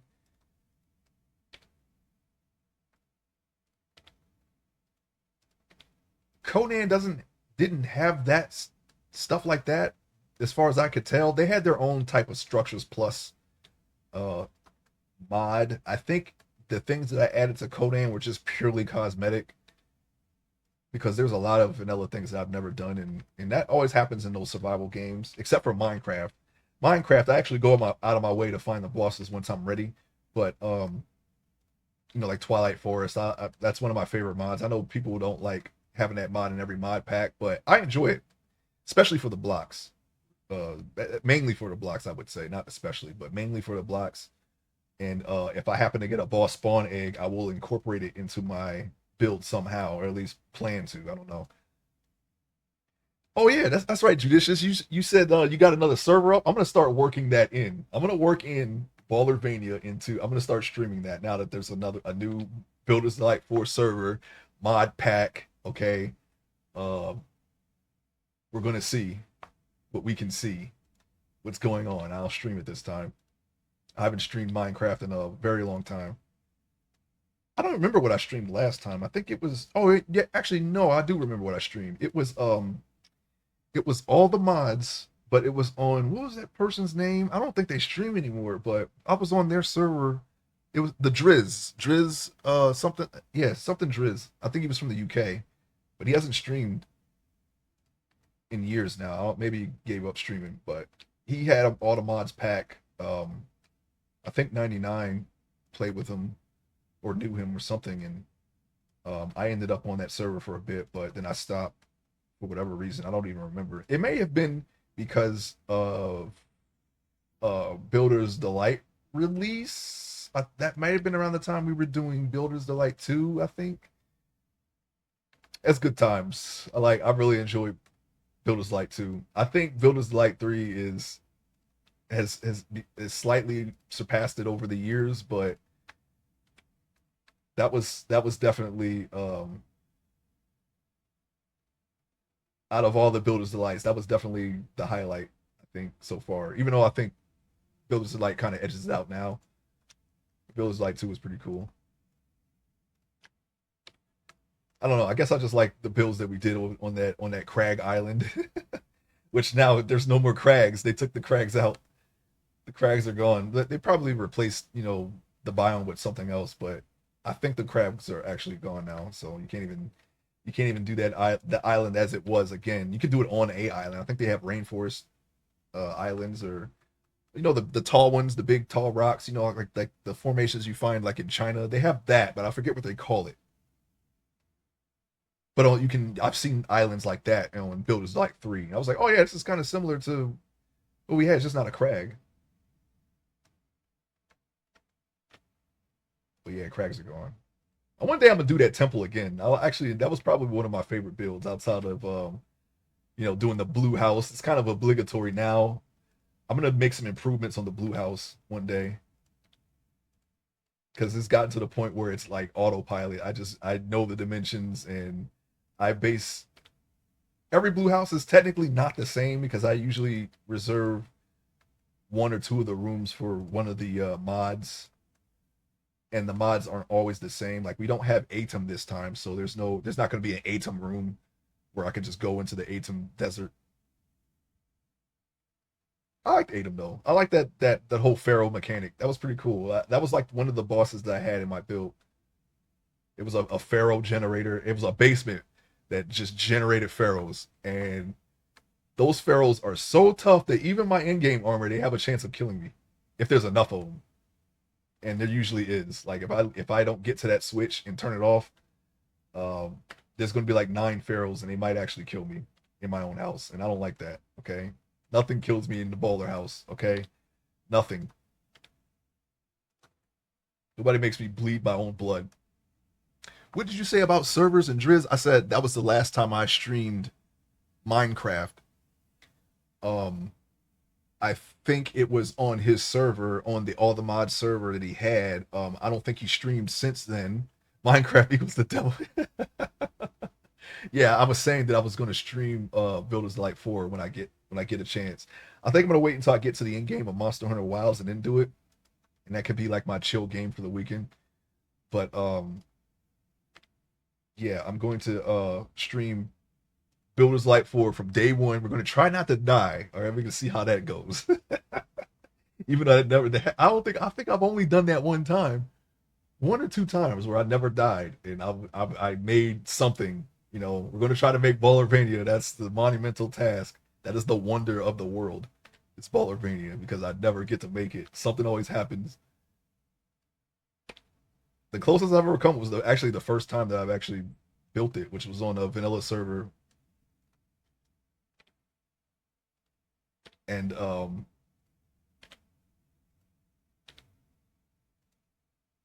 the Death Egg is its own thing. I don't consider that Ballervania, but uh, that's more reserved for all the mods because it's just, and that's just the simple fact that it's easier to build on all the mods than it is like by hand. I don't know if I would try to attempt it, but I think I had an idea to try to attempt it by hand during the pandemic. But that was only because I had the time to do it. So don't think 4 is very dangerous. So you get to the Nether and there's opt-in bosses. I didn't use Alex mobs this time. Oh, okay, yeah, that's right. I remember you saying that. Yeah, so no drop bears, no plants. I think that was Alex's mobs, right? The ceiling plants. I hated those things. No scalawags. So the oceans are safe once again, as far as I know. I don't know. Last time we had krakens everywhere and piranhas. Those piranhas were almost as bad as the scalawags, but the scalawags were, oh yeah, they took the cake. Let me tell you. I guess those Adams family houses are gone too. Those were in Alex's mobs too. Too bad. I actually like that part. And the rainbow glass. I wanted to use that for something. I was trying to figure out how it used that, but that was an Alex Mobs thing, so that's going.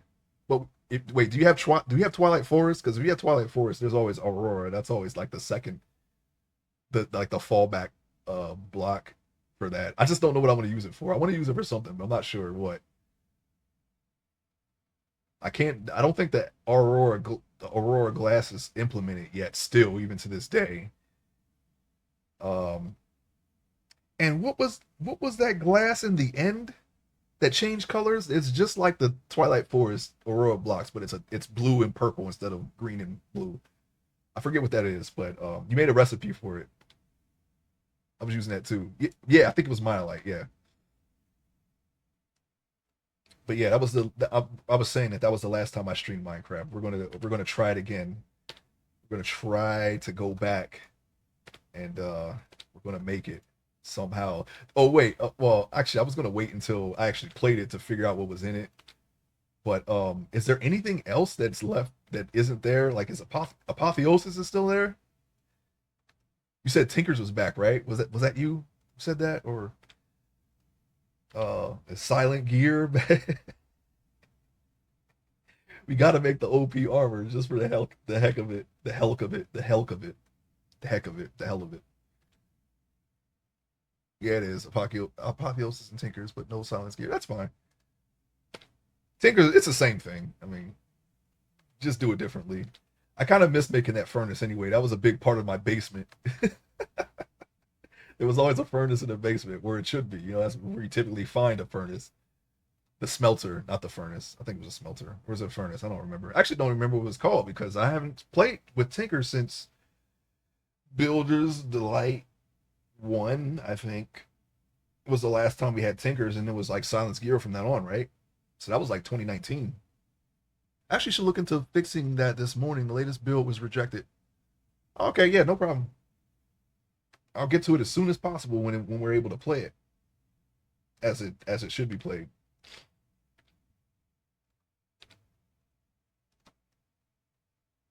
Just in case the updates, you know, kind of finagle or not finagle, but you know, do something with a current build. I've run into that problem offline on all the mods. I had a Death Egg built one time, and hey Trig, welcome to the stream. And I did an update, and some of the blocks got replaced with wood, and it kind of ruined the whole build. I think that was the second or third Death Egg. No, because up until that point, let me see, I did one, two, I did like three or four on the server. Still chipping away. Yeah, it's very tedious, and I would have had it done, but I did not feel like doing this yesterday. That really, I didn't even stream yesterday. I was supposed to stream yesterday, so I didn't get as far as I had hoped. But we're going to get to a point where we are adept at this one day. Dang it! See, this is the type of stuff. It's just the fingernails. This is what I'm going to do next time. I'm going to start with the hand, and I'm going to start with the fingernails. And instead of doing these big, all-encompassing faces here, I'm going to give the fingernail its own face system, and then just build out from there until we have a hand, and then do the and make the edge loops for the hand match every edge loop on the arm, because the arms, the torsos, and the legs are very easy for me to make. We figured out how to do the face this time. It's just now we're the hands and the feet, in my opinion, could be better. So I'm gonna, the next time I do a sculpt, I'm gonna start there. I know what you mean. I don't feel like doing it. I'm not even doing it. Yeah, I don't want to just phone it in, because I feel like I was doing that with the last ones. My goal is to do each sculpt better than the last, and the only problems that I run into, um, besides my own mistakes here and there, are with retopology here. So it's definitely an area where I could use some improvement, and I actually found a book online that I can learn from. I'm gonna buy it very soon, because I have a practice sculpt off stream that I didn't even work on that either. Um, that I want to test in animation to see exactly how my retopology performs, so we know what to fix with these particular, you know, just overall, I would say. Is there no technological marvel of the age that can make this faster? Yeah, there is. It's called ZBrush, but ZBrush switched to a subscription model, and I don't want to pay 60 a month just to do a hobby, okay? I'm not even in the industry. I'm just doing this for a personal project, and I can't justify paying that much for a subscription. I just got off of subscriptions with the streaming services. I don't even watch those really like that anymore, or much of anything these days, because my free time goes into art and some games. But you know, I'm sitting here, and yeah, I don't really watch a lot of stuff anymore. You know, and the only thing I really watch is I watch YouTube, Twitch, and tutorials, basically. And don't get me wrong, there are things that I actually do want to watch. I just, you know, I don't want to pay a stream just for that. They just came out with Daredevil Born Again. I actually want to see that, because I did enjoy the Netflix series, and they're continuing that now.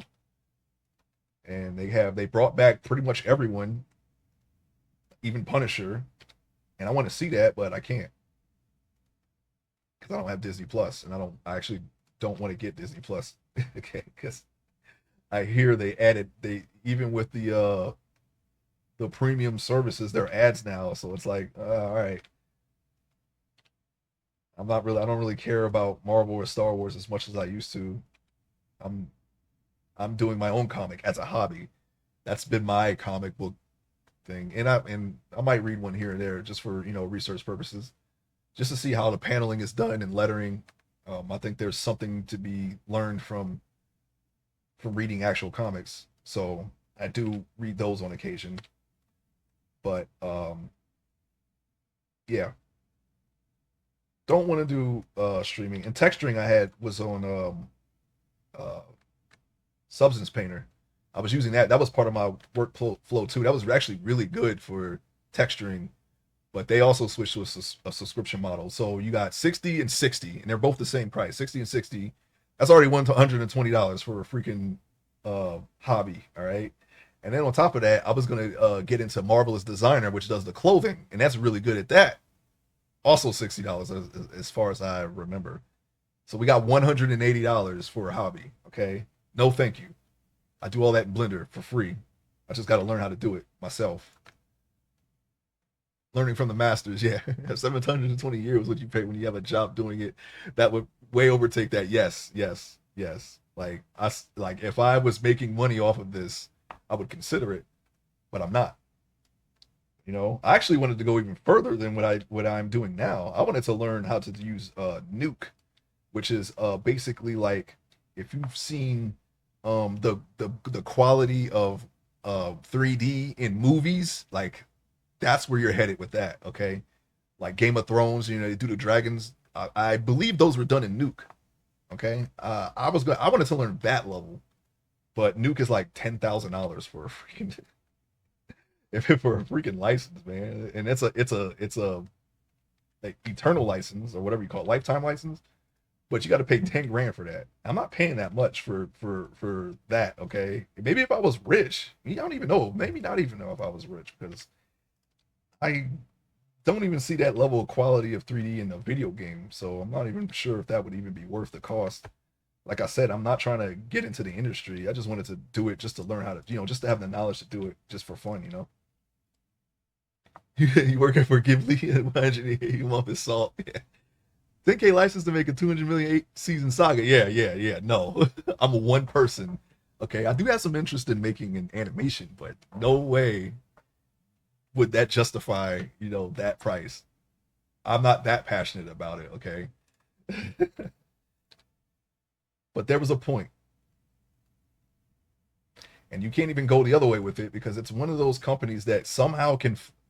My guess is that they put out the 7 Cs version. We'll just call it that. All right, because they always find out when people do this, and somehow, and that's my only guess. Like they can see um, the 7 Cs versions of those things, and it's like what? Instead of just trying to go that route, let's just do it all in Blender. It's for free anyway, and we're getting the same amount of knowledge and learning as far as I know. I mean, you can push Blender pretty far, so better to start small. I don't even think there's any. I don't even think I've seen a tutorial for Nuke or anything like that. Hey, Kifa, welcome to the stream. Hope you're having a great Wednesday. Hey, low base guy, welcome to the stream. Hope you're having a great hump day. I hope all of you are having a great hump day. I'm doing fine. I didn't stream yesterday, but we're trying to make that up today. Oh shoot! Matter of fact, hold on. I gotta take a break. I'm so sorry about this. Okay.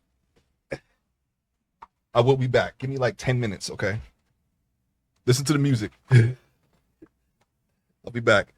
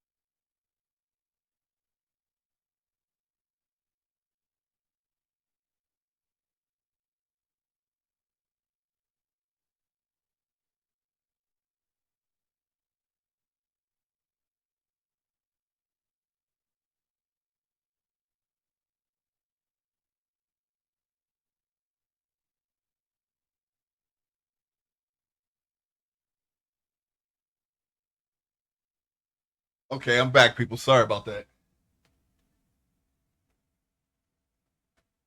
It's still there. Thank you for waiting. I can't see who is in the chat. I don't have the numbers visible.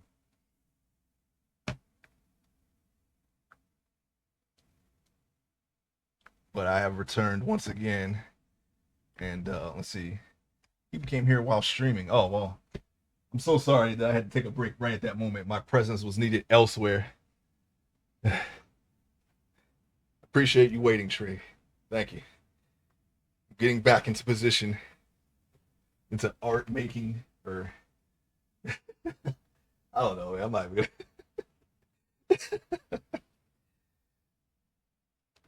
getting back into sculpting configuration, stat. Oh. Well, appreciate you stopping by,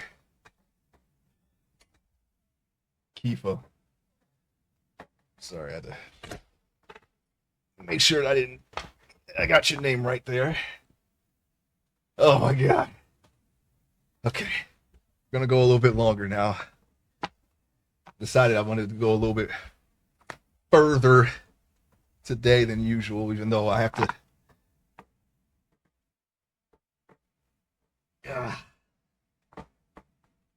pretty much go sometime afternoon or afternoon.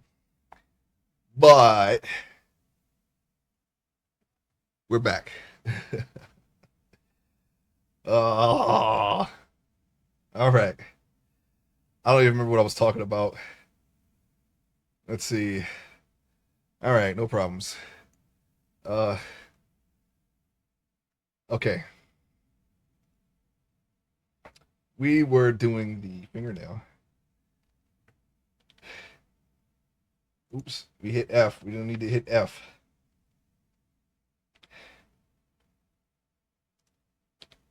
Okay. Let's rotate here.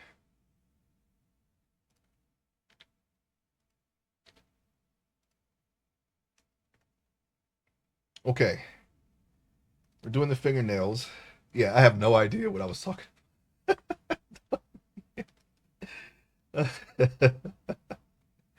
But we're just gonna just go again, okay? We're gonna just pick up where we left off. Oh,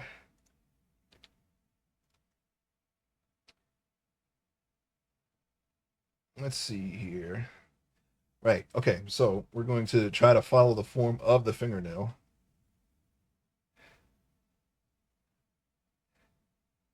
Oh yeah, okay, I see. Yeah, that would only work if you were Natalie Portman's son. Yeah.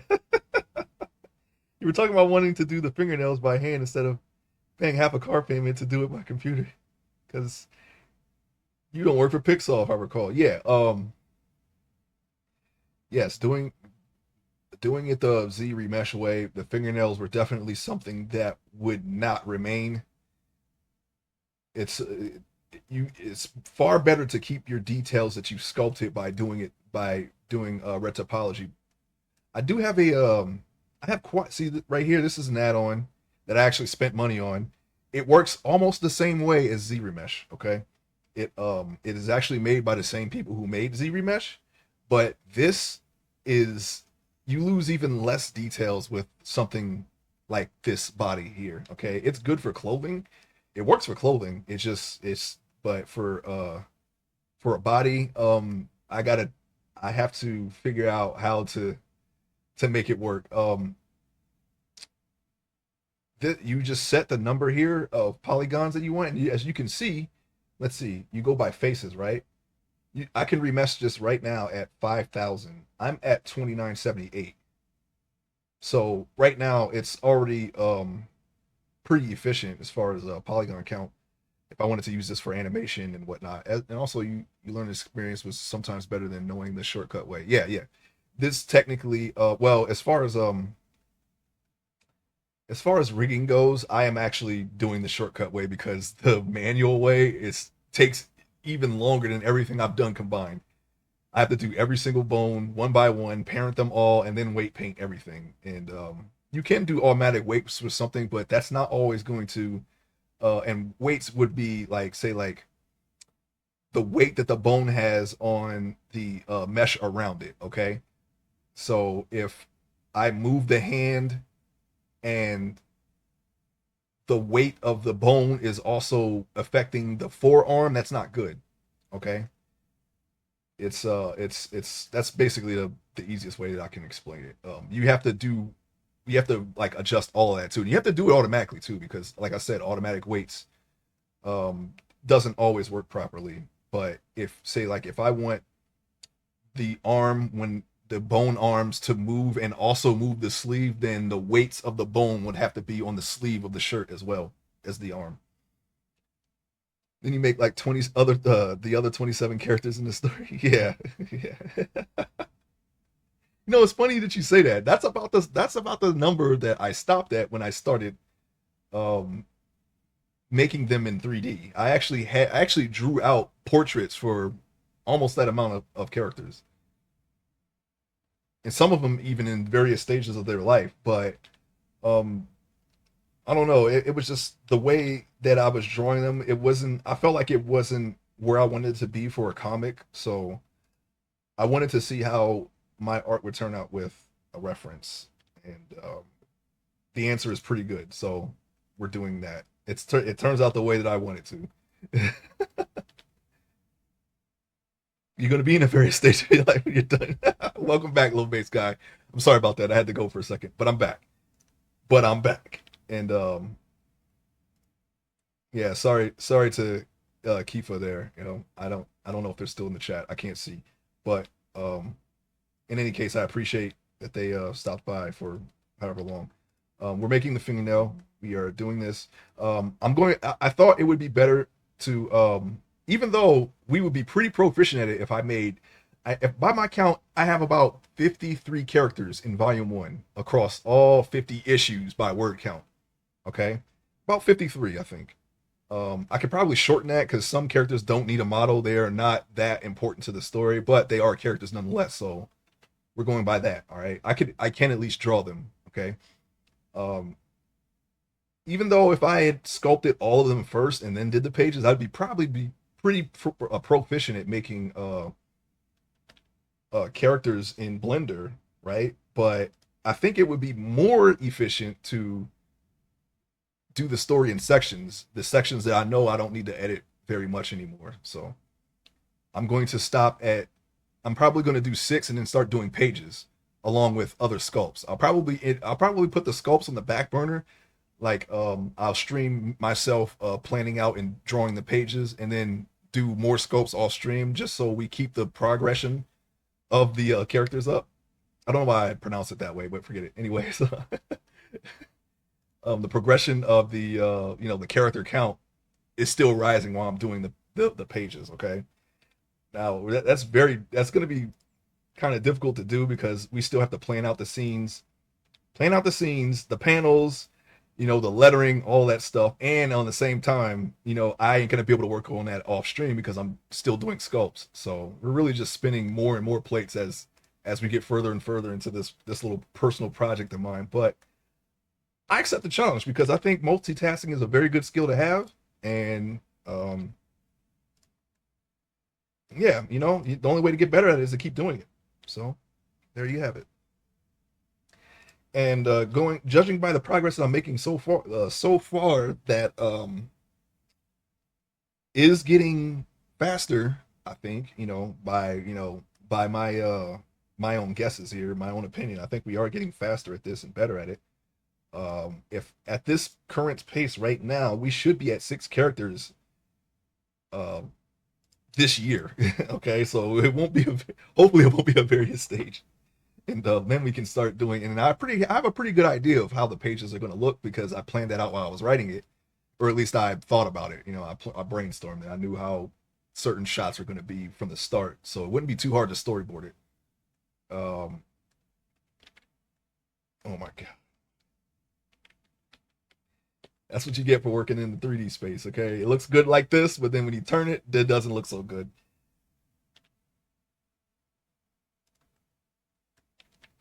But yeah, I don't. I'm not really worried about the time it's going to take because once these models are done, it's going to make the pages so much faster. And I might actually be able to do my page upload a day goal. That's a very ambitious goal. But I've actually completed a piece within a day before. It took me all day, and I don't believe I was working that day, so that's still a little bit unrealistic.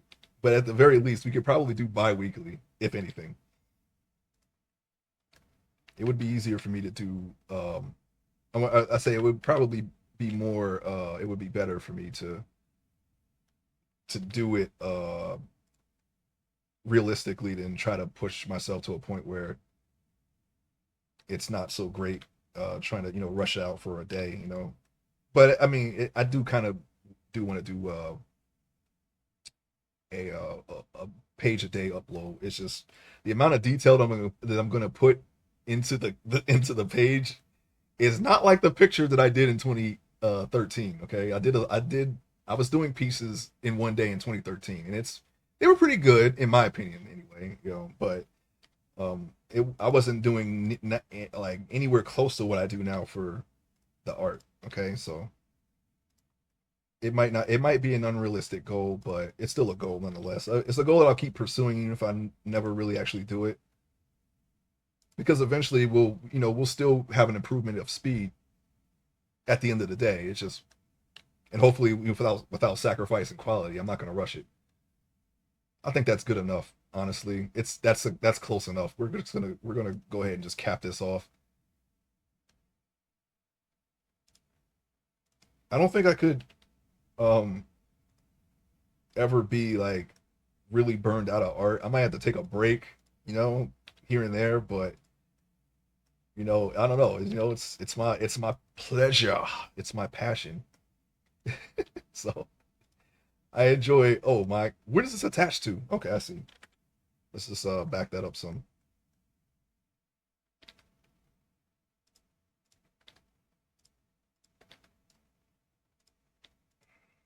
I was actually, considering.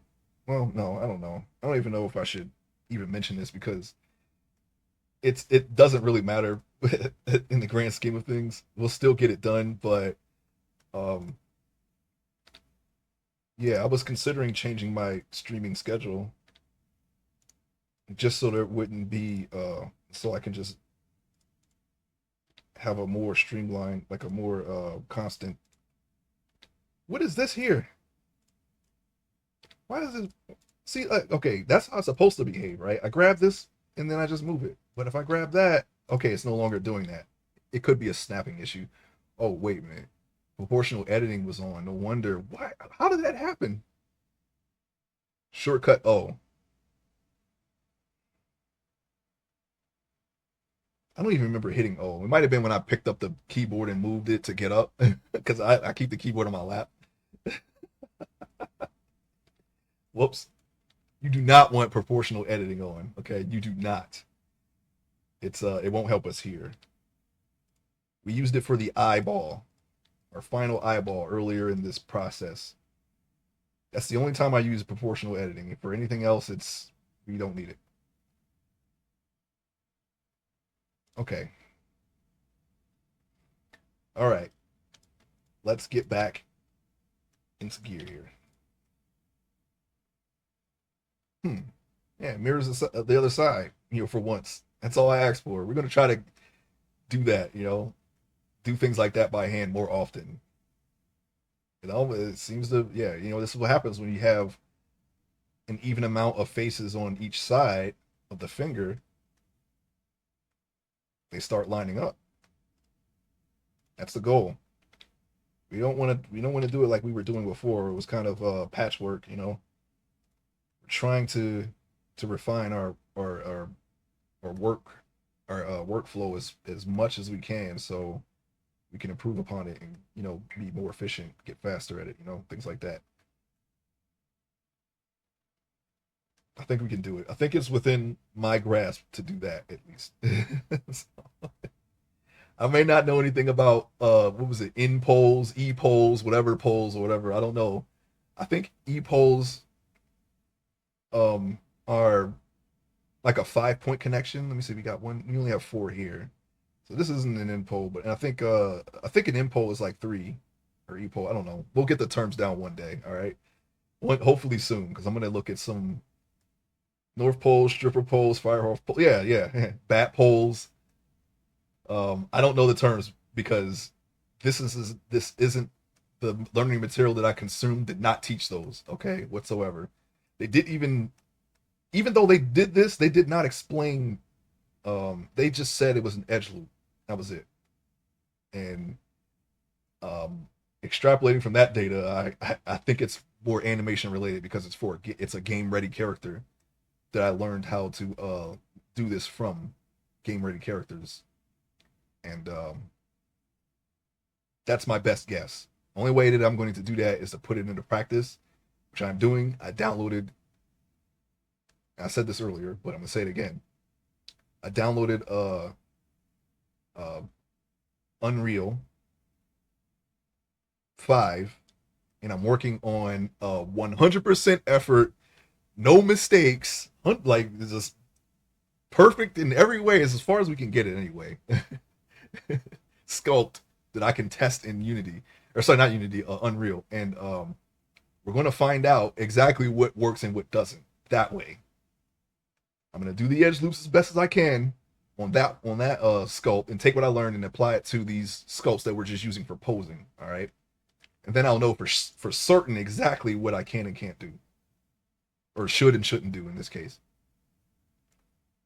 But right now, I'm going to straighten this, but my goal is just to make these as straight and even as possible and make it all connect properly. The toes definitely is like the last thing we need to improve. As you can see from here, they aren't as even as I had hoped. And the ear on the face, oops, hold on, the ear on the face. Although it sort of makes sense, but it could be neater, you know. All the lines pretty much match up with the others on the neck and the head. They match up to a point, except for this one. This one ends. This one ends behind the ear. I can see that, and so do these two. But these, you know, these were on the right track. It's just at some point. Well, no, they do. No, they do line up. They line up with the neck. Okay, so maybe not so much the ear. The ear looks like could it could be fine.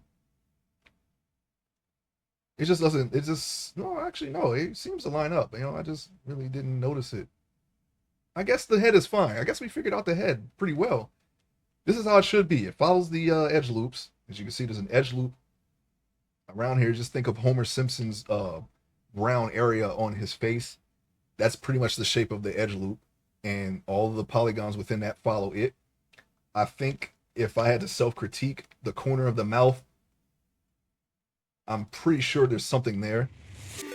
Hey, Keepa, welcome. Thank you for the raid. Sorry that I had to go. I appreciate you raiding. Give me 1 second. Shut. I haven't. I haven't. I don't know what. Or I'm assuming it was an art stream, so I don't have much to say. But I will definitely check out your channel. Let me give me a second to spell your name correctly here because I've already failed in that on a different channel, someone else's channel that I moderate. I didn't shout them out correctly. Hey, thank you for the follow, Fox that King, Fox the King. Welcome to the stream. Um, yeah, give Keep of a follow if you haven't already. I don't even know how to shout out. Yeah, it's I use slash shout out and then the name. There are people who had the command exclamation point SO, but that doesn't work for me, and I think that's a Stream Elements thing. I use OBS, so I have to type slash shout out and then the name, and it works every time. But there's a cooldown. So, oh yeah, and you know I got to get better at shout outs as well. I can pretty much shout out just about everyone who's in the stream here. But try that next time, and it should work. I think I didn't have to do anything extra, but that command always works for me. Um, yeah, I appreciate you. Thank you again for rating and welcome in raiders. We are doing. My name is Ace. Okay. I am an artist. I like drawing 2D. We're really focusing on 3D here. I am making a webcomic. Um, and I've already written the volume. We're designing the characters by order of appearance. I've decided to make references for all my characters. That way it can streamline the entire process of, character sheets, the panels, whatever. Okay. This is we're on the third sculpt. Um, I'm working on the retopology, of course. It's the most tedious process of the entire workflow here. We sculpt, we retopology. If you don't know, it allows you to, once you cover the entire high poly mesh, you can transfer the details on the high poly to the low poly and have much less polygons. So you won't lag your system if you have issues with that. If you animate it, there'll be less lag. Posing as well. It's very useful if you want to do a game ready mesh. This is pretty much the way that people do it, as far as I know. I don't know if there's any other way, to be honest. We are pretty much winging it because we don't have a surefire way of doing it properly, but we are learning. This is probably the best one I've ever done. It's much more needed than before. Actually, you know what? I can give you a small preview of where we have been. This is just the previous sculpt. I had to take a hiatus for a couple of months due to real life stuff, but I actually was able to work out quite a few issues during that time. Here, we I do try to rig my characters. We are, as you can see, there's the face of bones. I didn't finish this one because I ran into some minor issues with the rigging inside of the comic. I want my characters to be able to show emotion, so I am focusing on rigging the face. As you can see here, here's the bones.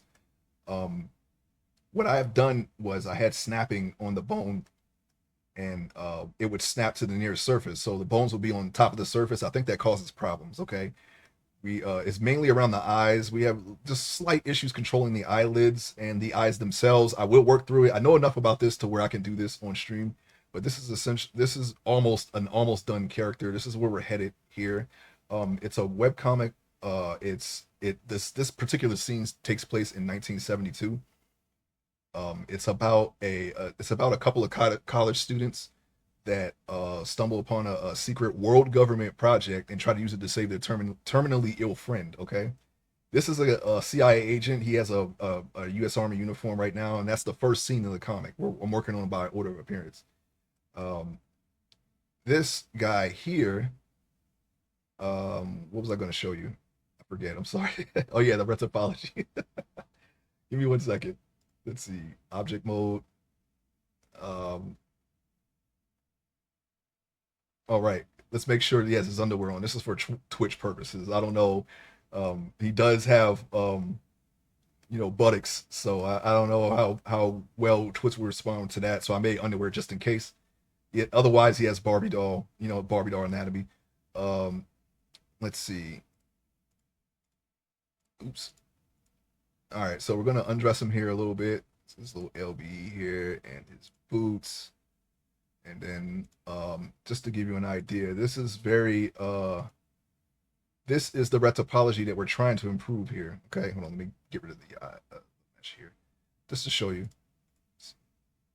Okay, eyelashes doesn't matter. Why do we keep? Oh, 15 more. Oh, don't worry. We'll definitely. Here, now you need 14. I'll just do it now.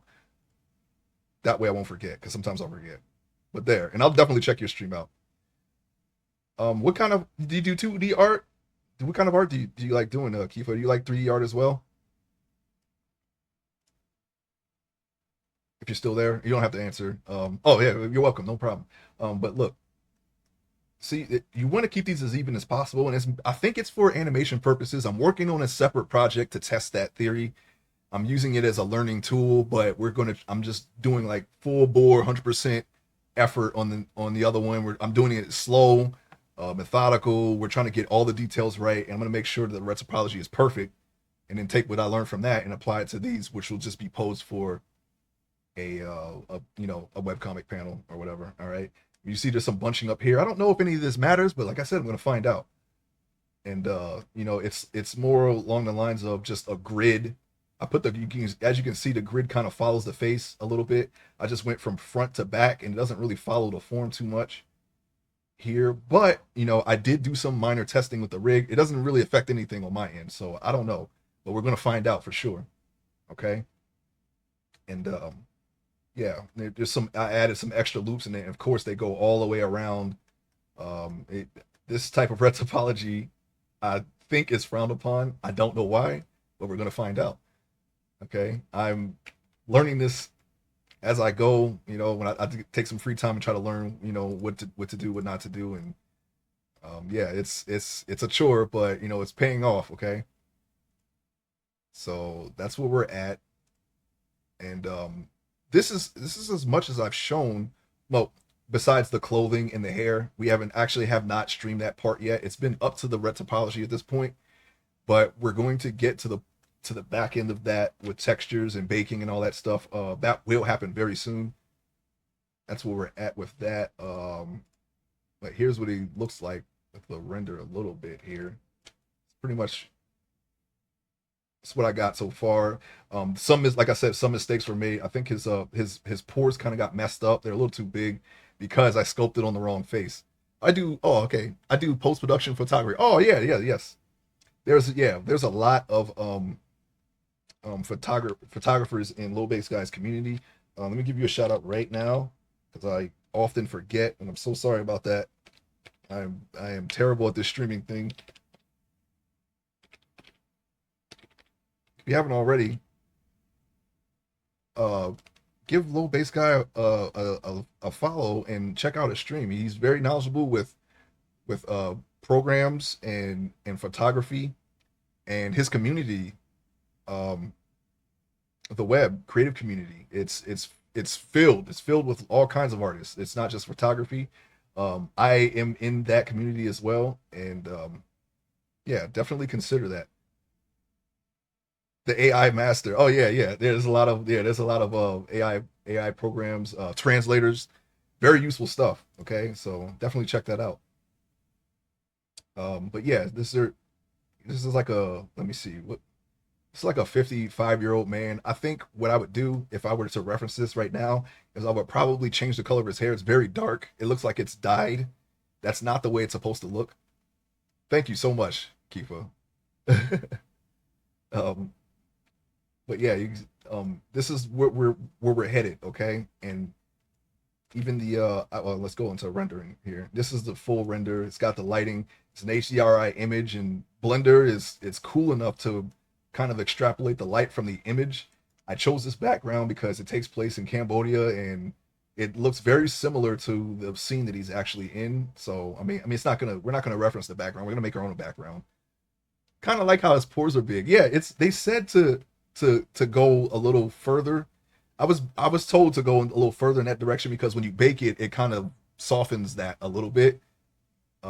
It's got subsurface scattering, so the light actually you can act, you know, the it's that's probably wrong because you know the light is on the other side of his face, so there's some issues there. But the light does pass. It does give the idea that it passes through certain parts of his skin, you know, and that would just look like an orange glow.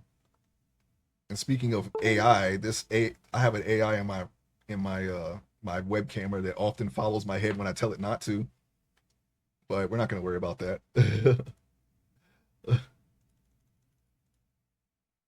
Yeah, there. Could be I'm just not putting the camera in the same spot because I often take it down. Anyways, this is where we're headed. My clothing could probably use a little bit more detail, but it's enough for reference. I see that there's a pocket there. I see the flap there. I didn't put any buttons on it, and the name tags are just barely visible. But you know, I mean, I know this uniform pretty well, so I can just draw the tags there. But if we were to use this for a game, obviously we'd have to do a better job with the clothing. Yeah, I was always watching. Yeah, but yeah, as you can see, oh no, I didn't put his boots back on. Um, and you know, normally his underwear would not be on. That's just for Twitch. Uh, yeah, there we go.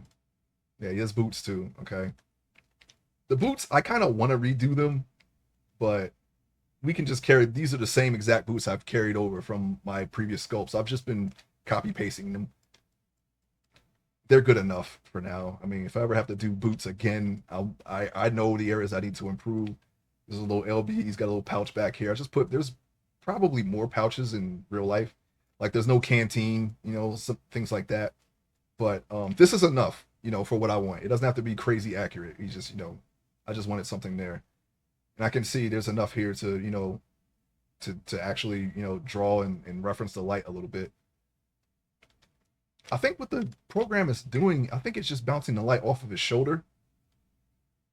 I'm not so sure if that would happen at a time like this, because it's more like a spotlight than the moon. The moon is very bright. It's actually nighttime, but it's neither here nor there. Okay, this is where we're going to. There's a little clipping there, but we can ignore that. You know what? This guy's an action figure. I appreciate that. Yeah, you probably could 3D print this, but I would definitely put more detail before doing that. This is where we're at so far. We're going to do a better job. I'm going to try to do make the next sculpt better than the last. We'll see how that goes though. Okay, let's see where we're at here. Okay. I'm not going to save because we made some changes. Anything you do, it'll consider a change. I don't want to change anything from before because I'm still rigging it. So, what in the world? How did I get so low? Did I do that? Okay, now I'm too low. Okay, there we go. Anyways, that's where we're headed. I didn't show anything after this yet. I do believe, but we will. As soon as we get through this retopology, I'm gonna have to do the clothing.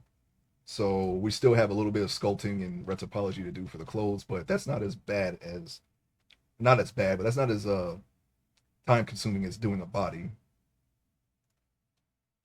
So that's pretty. And if you remember the retopology, this is where we're at now. It's a little bit more even. It follows the form a little better, so we are making the improvements. It's just taking a little bit of time. Probably do the foot a little bit better, but that's just a small update. I'm gonna grab dinner. Have fun. See you later. Oh, thanks for stopping by. Have a great dinner. I hope it's very delicious. Oh, whoa, whoa, whoa, whoa, whoa, whoa. What is this? What is this? Oh yeah.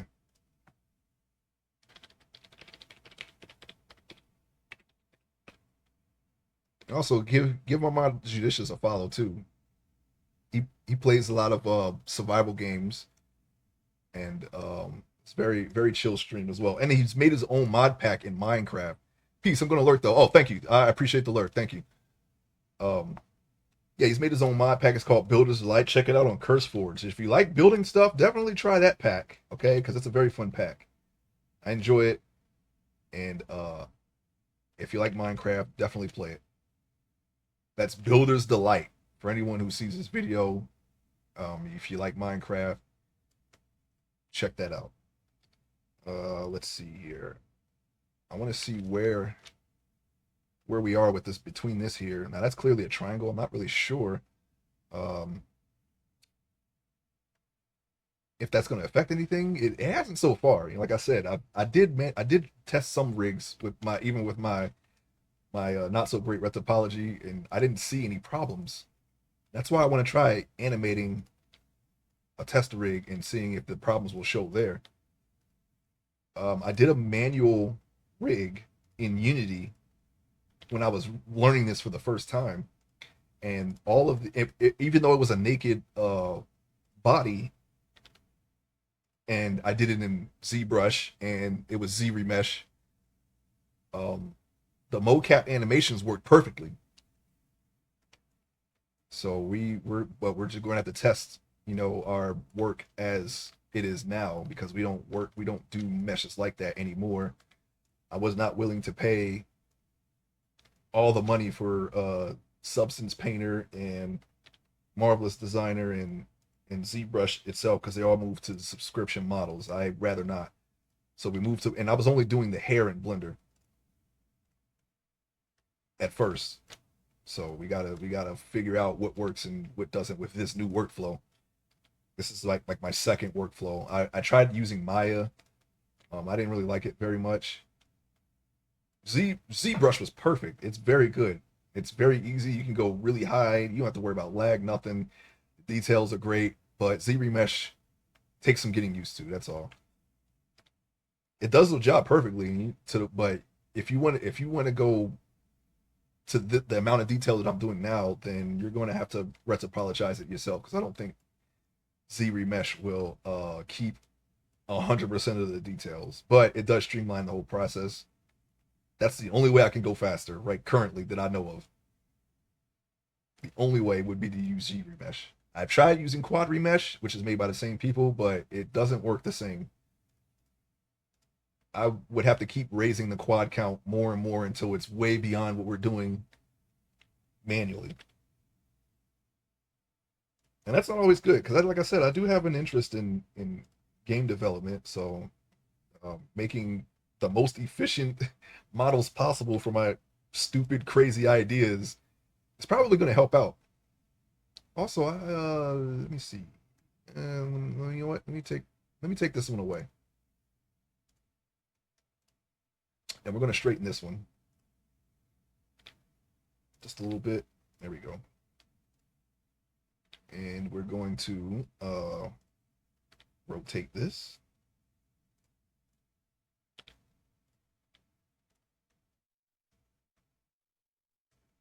Okay, we're going to complete this finger. But yeah, everyone says it, and now I got to say it. But any kind of project, even one where you have some skill in, I would say just start small. Okay, I started way too big. I got a whole volume of of a comic, and now I'm doing all the characters in Blender. That's gonna take a while. Okay, this is already a really bloated project. Definitely start small if you're making a project. That's now I have joined the many ranks of people who made things that were too big for their britches. We don't even have a perfect grasp of this. But I mean, I never made the donut, but I went straight into people. But I mean, it's possible you can do it. But I mean, unless you're very patient like me, I wouldn't recommend it. And it's gonna be a weird shape, a very weird shape.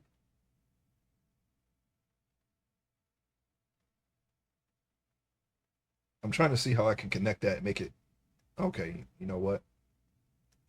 I already know the answer to that. We're gonna have to delete all of these.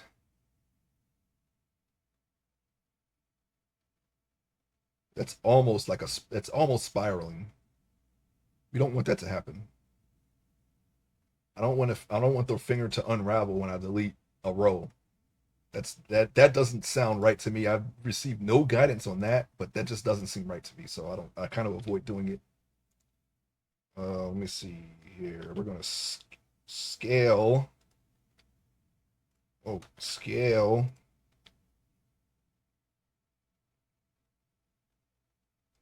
Oh, actually, we don't want to scale, do we? What I want to do is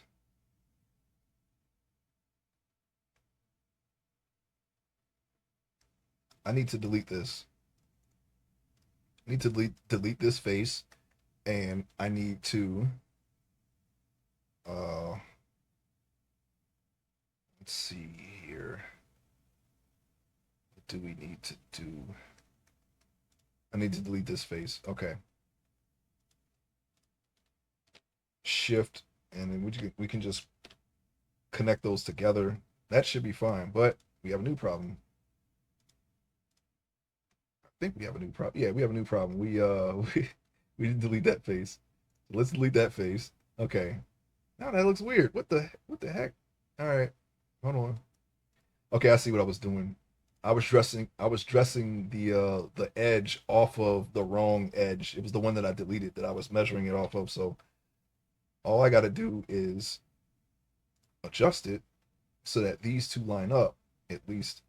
And hmm, now we just have an incomplete row, and I need to fill that row, of course. Just trying to see before I do that if there's anything that I'm missing before I complete this. I think we're good. So what I'm gonna do is I am going to hit F. Oh, look at that. Okay, we still got some issues there. Okay, so we're gonna have a couple of extra polygons between the fingers.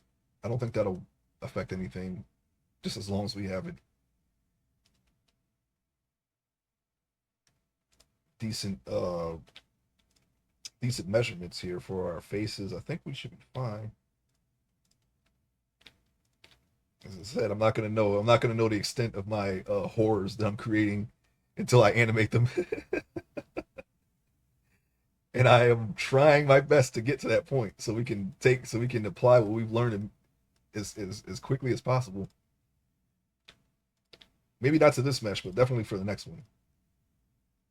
It's almost like a pentagon. That's actually a was it hexagon? Is that 6 sides? I forget. Sorry, it's been a long time since I've been in school. Geometry, I should know that, right? We're working with geometry. That's a very weird hexagon. Well, let's see. The easiest way to make this look right would be to just put an edge loop there, but I can't do that because then it will go all the way up his arm and create the same problems that we've created on the last mesh. That's exactly what I did before. We're not doing that anymore. Okay, so we're going to avoid doing that, and we're just going to try to just fix. Oh, we didn't close off that finger. I don't know why I didn't close off that finger, but we didn't close off that finger either. We will fix it though.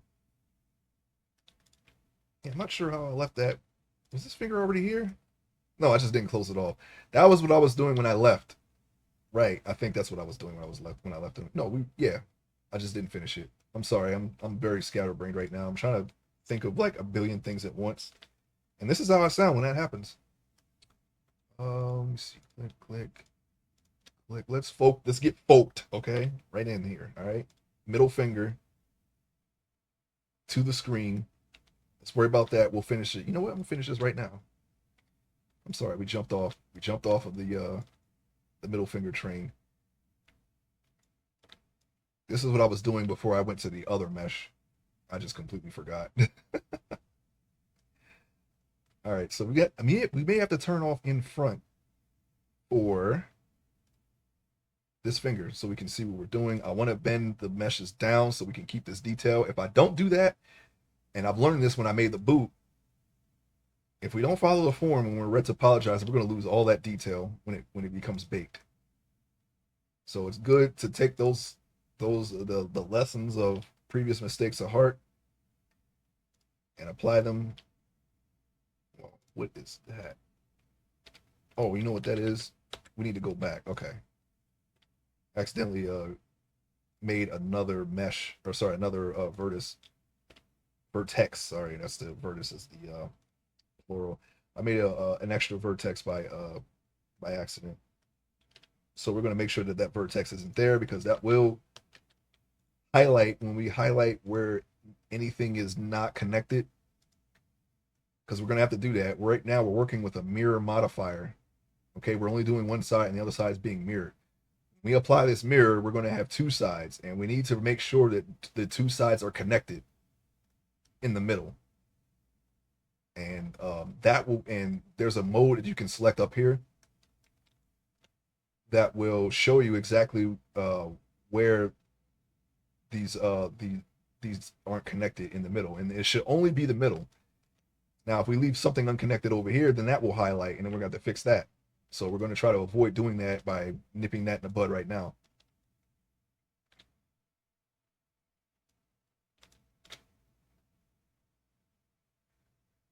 Let's see, in front. Okay. Now there's two vertexes here, two vertices here. Let's see. How in the world do they connect? Okay. I just need to see what happened here. I see it. All right. Now let's go in front. Okay, so this is coming down below the fingernail. I think that should work out for us. Let's bring it down. And I'm gonna select edges and then just put them together. This won't be deformed in any way, so I guess we can leave a triangle there. Like the triangles just keep going up, and I avoid triangles as much as possible. I still don't understand that. Maybe one day it'll be clear to us. The only way that I know to get rid of the triangles would be to use quad remesh, but that's gonna deform and I could test it. After where the retopology is done, I could remesh it to the same exact numbers that it is and see if that helps. But I don't know. That's a frontier that we haven't entered yet. Maybe somewhere down the line I'll test that theory out and see if that's one way to get rid of triangles. Because if we can do that, that would be great. Because I've always been I've learned that triangles should be avoided at all costs. And of course there are, and of course I've also learned that there are times where you break the rules, but that just comes with time.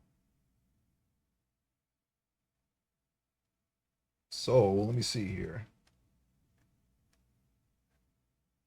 Let's get rid of that. Okay, that's about the same as where we need it. I'm gonna grab this and I'm gonna pull this up so we have a row here that we can connect to evenly.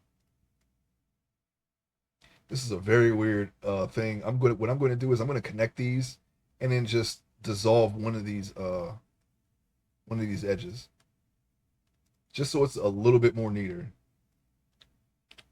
Like I say, we don't want to do patchwork anymore. We're trying to minimize that. We're going to just dissolve this right now. There we go. You could probably do it again with this one. Yeah. And then when we connect this, we're going to get rid of that little pizza slice right there too. All right. Oh,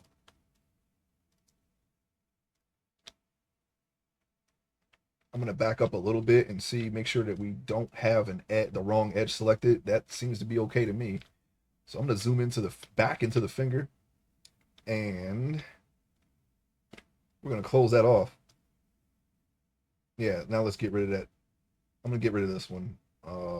Dissolve. You don't want to hit delete because that'll just leave a space there. But if you hit dissolve, it'll connect the nearest edge to the nearest edge, of course.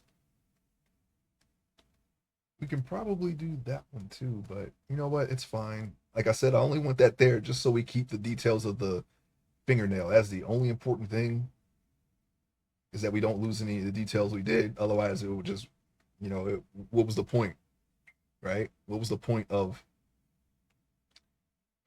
doing it in the first place? Fingernails obviously are going to be something that we can put in the panels. You see a lot of hands in the panel. As far as this guy's feet though, he's always going to have shoes on. I don't think there's any scenes where he's barefoot, so we can be a little lax here, which is why I'm not really in a rush to make the feet look a little better. I'm going to do it anyway because I want to do the right thing in practice, as well as in execution, or yeah, practice. Do it right in practice. We'll just leave it like that. you know, but yeah, okay. We're back to the middle finger now.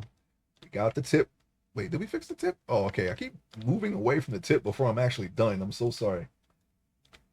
Let's get focused here. Let's zero in. What's happening? I don't know.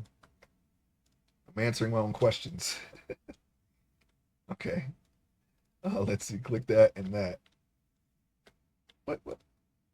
What is? Oh, I'm holding caps. No wonder. All right. Got to hold shift, not caps. Okay.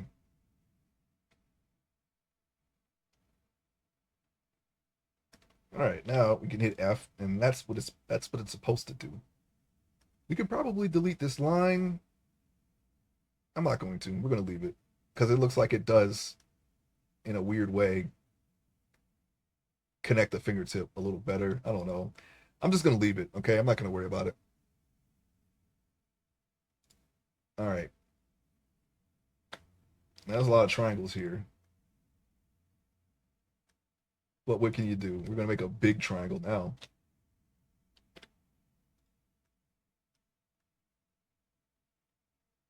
Honestly, as far as triangles are concerned, as long as they're not in the face, I'm okay because I know that'll be the most manipulated. Like I said, a goal of mine is to have my character show emotion and not look, plastic or just emotionless. And we don't want any deformities whatsoever in the face. So I think triangles would deform the face if it's rigged. So there's no triangles in the face anyway, but I'm just saying that's one thing that I've managed to avoid.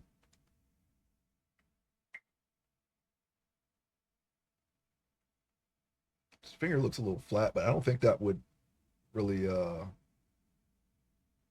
change anything. I guess I could take this and pull it up some. Maybe. Just maybe. Wait, what am I doing? What's going on here? Oh yeah, I pulled it up, of course. I mean, what do I expect, right? Okay.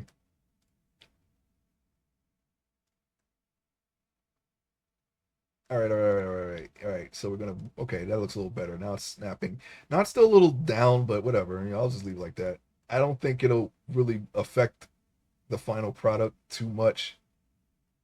It should still be there. The fingernail, the fingertips, and whatnot. Let's save it. Okay.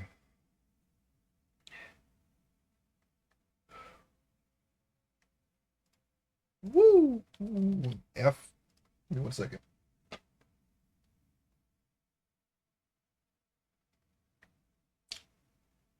Gotta hydrate. No, camera. What are you doing? Don't move. Stop following me. You know what I should do? Because I have a green screen. I should just put up a green screen. Then it won't matter. Not that there's anything behind me that, it's just windows, but I don't want it to follow me in case I decide to get up and use the bathroom. Like, just pan off into the door. That doesn't need to happen. Okay. It's not like I'm in a torture chamber or dungeon or anything. It's just my room, but I'd rather have the camera just sit in one spot.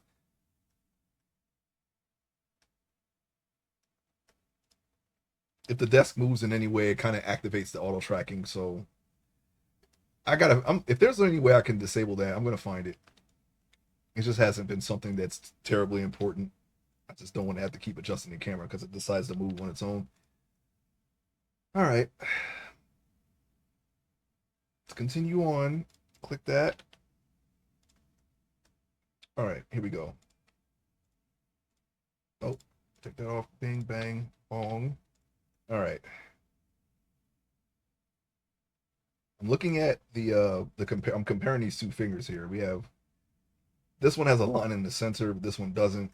We're going to have to avoid making the red topology for each finger different. This one has just um, a flat face top here. We don't want to do that next time, okay? I'm gonna let it go this time because I don't think it will really matter. But we want to keep everything even and equal. So that's definitely something we're going to improve on. All right, let's go down. Let me click the vertex option, vertex select. I'm looking at that knuckle there. It might be a little swollen. It's okay though, because when we work on the secondary and tertiary details, as long as we don't try to fix anything after we bake it, it's fine. But we can adjust this later. I'm not really too concerned about that.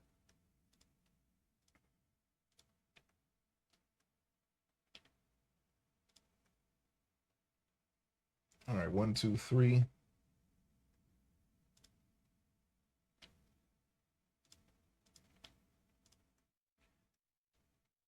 Yeah, this finger might be a little swollen in this area. I might have put too much fat. I mean, it looks fine when you back away, but yeah, the knuckle shouldn't go down like it's a little too raised. That's an easy fix though, so I'm not. When it's time, I'll fix it then. Just very minor anatomical refining that we need to do, but in that area we're doing pretty well as far as every time we learn it. I feel like the anatomy gets better every time we do this, so I'm not too concerned about that.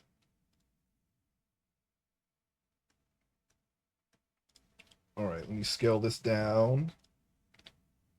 Maybe that will automatically fix our problem for us. If we just scale the finger down now. As you can see, it kind of sticks out a little too much. But that's okay. Again, there's multiple ways we can fix it, and one of them is this. One of them will this will automatically send the finger down anyway, if we make it that way. All right, back to vertex select. Going to do a little addition here and there. And then we're going to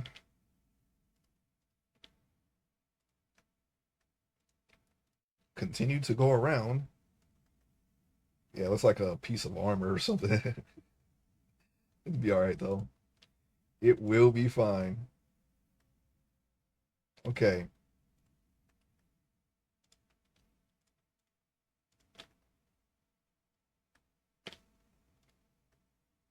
All right, there's another row. Yeah, hands are a little bit more tedious, but hopefully we'll get better at it, like we've done with the face.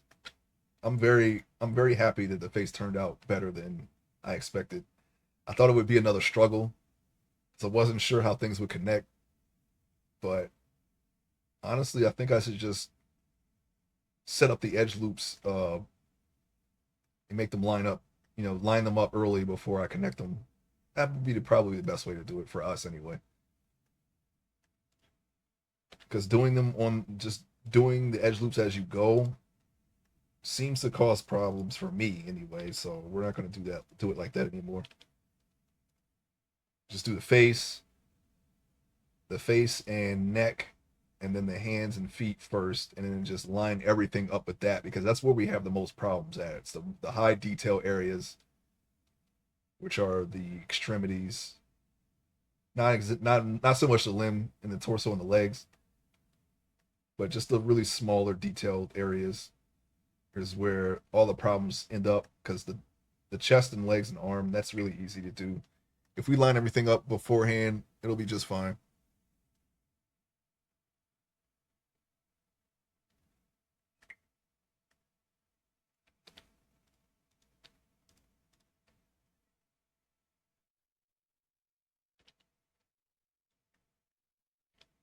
So we're going to go around the finger here.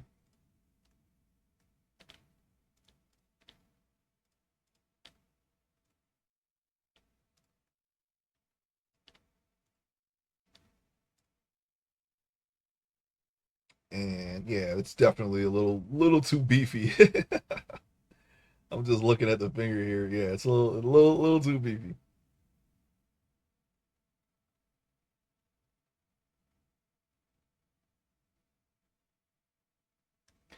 Okay.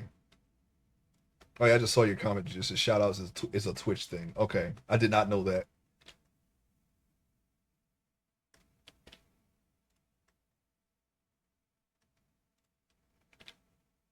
I mean, I knew that.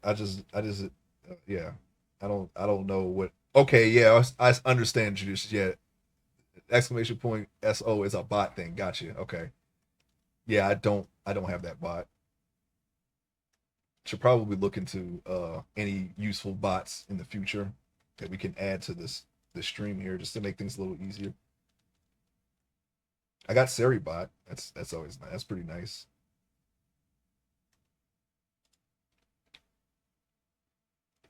I'm sorry I'm late to that. I just saw that comment, so I was too busy shouting, trying to shout out the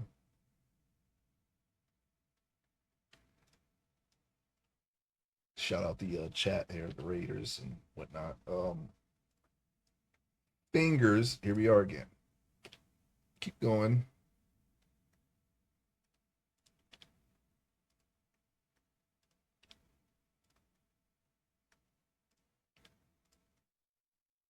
We're going to connect these fingers. We're going to connect this area. I mean, oh wait, selected the wrong one. Okay. All right, we're almost to the fingernail, the dreaded fingernails, which is are going to be our that's going to be our new starting point on the next sculpt. I don't care. We're going to make sure that we get that right. Just going to do the hand and then just line it up with the wrist edge loops, and then just have the wrist edge loops follow the other edge loops up into the shoulder. And that will take care of all of that. We won't have to ever worry about that again if we do it that way. Same thing with the foot. Line the ankle edge loops up with the knee. And I pretty much already got the the groin area. That's another weird area too. But most of that is taken care of by the mirror modifier, so most of the really annoying parts of it.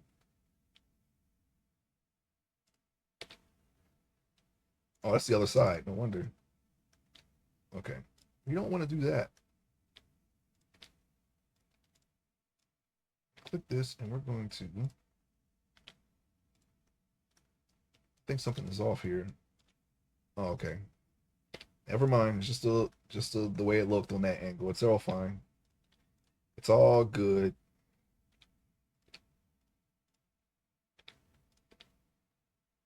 All right, we're gonna rotate this. All right, here we go.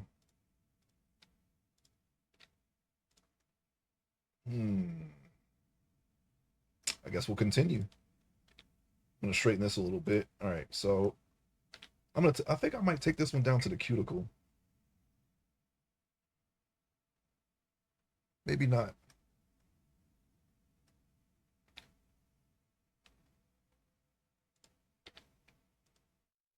Switch back to vertices. And we're going to go around the finger. I'm going to grab this vertex and make it visible by trying to move it. That's the only thing I really need to do. Just grab, see when it's clipped in like this, you can just click the vertex and then just press G to move it, but don't actually move it. And it'll snap it to the surface because we have snapping turned on. That's snapping right there, this little magnet snapping to the nearest object. You just have to be mindful of the perspective you do it in, because if I were to grab this vertex right now and then press G, oops, never mind, press G and then try to move it, it's going to snap to the nearest surface, which was this finger right here. See, you don't want to do that. So you want to make sure you have a clear line of sight of whatever you're doing. It's the only issue with snapping that you'll run into, but otherwise it's pretty helpful.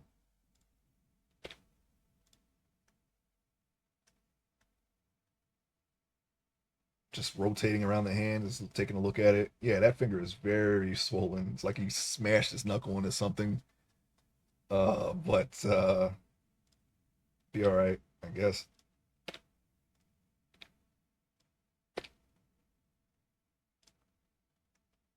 I'm going to try to get to this fingernail here. All right. Now I have to take two faces as opposed to one like we had on this finger because we didn't do the fingers right. And you know what I'm going to do? I'm going to duplicate whatever I do on the next finger so that way they're all the same. I think that would be the best way to go about it. Because doing them one at a time, they always end up different because the hand is different because of the arm, because of the shoulder, because of the head, so on and so forth. That's why I want to start with the hands and feet first.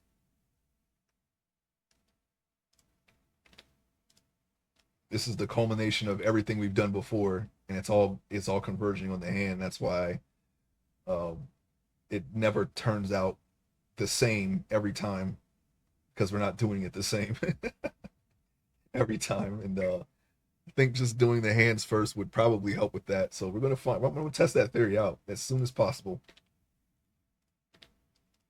We got that backup mesh. As soon as I get to that point, I'm almost there. I only have to do with my backup mesh. I only have to do the hands and feet. The rest of the body is just ready to go. So I'm looking forward to doing even more retopology, but even slower and even more accurate. Hopefully, I'll be able to stand the monotony of this. Because we like driving ourselves crazy, I guess. I don't know. How about we move this forward a little bit? Grab this, turn it, move it like so. Okay. I think we'll be all right.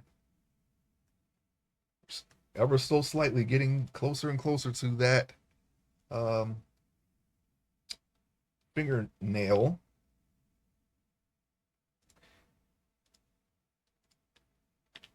Okay. Yeah, because I think the copy and pasting would work because that's exactly what we did with the fingers. I don't know why the middle finger turned out to be the most swollen one, but I copy pasted all these. Oh, I know why. I think I know why because I stretched it and then rebuilt the the middle finger a little bit because it was kind of stretched out. I probably overdid it. We'll keep that in mind for next time. We like overdoing things up in here, you know. That's our middle main. All right. Let me grab this and go this way.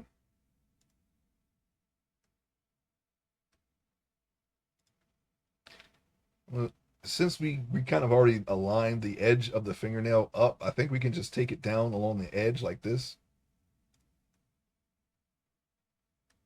We could probably take this a little bit further too. Oops. You mean to extrude. What I want to do instead is just grab what we already have. What I mean to do instead is just grab what we already have over here. So I had the wrong area grabbed. Just to the point where it starts to curve in. And I think I can, I want to make this side just as even too. So let's just do that now. Okay.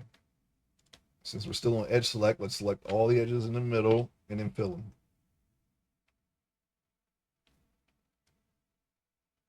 Now we could probably just keep going like this. Hey, like this. And then grab this and I think this will work. I think we'll just leave it like that. We'll definitely do a better job with all the fingernails on the next sculpt. That's my mental improvement note there. So we're gonna make sure that we do that.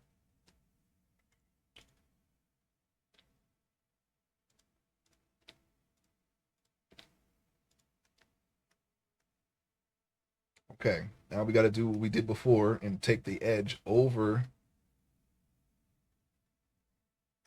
the edge of the fingernail in front.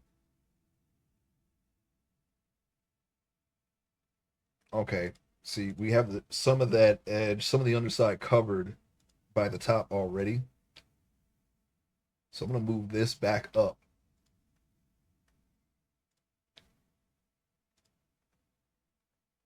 Because we want to just bring it over so that way this form will be here when we put the edges on, we'll put the details on it later. I'm gonna take the edge. I'm gonna make sure I know where the edge is because we don't have in front selected, just so I can see a little bit better and I know where to stop. Like this, okay?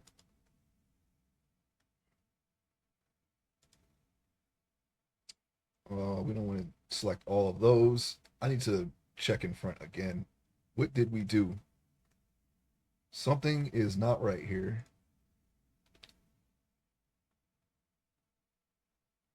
Okay, we had a little bit too much grabbed here. Wait, where did this come from?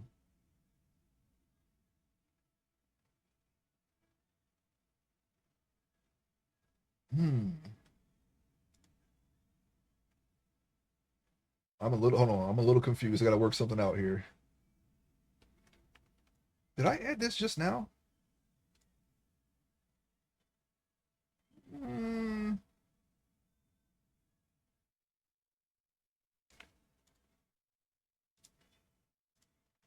I'm not sure where this is supposed to be. And I'm just considering just deleting it altogether. I must have accidentally made this.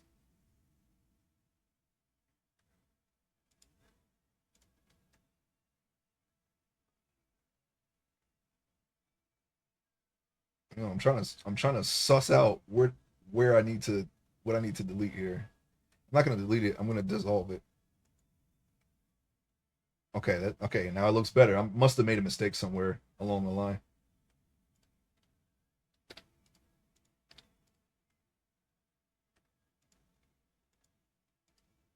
But what in the world? I don't see this edge on this side.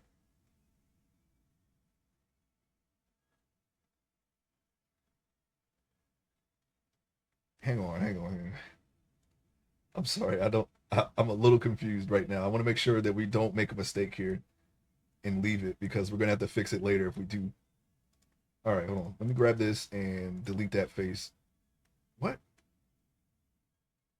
What in the?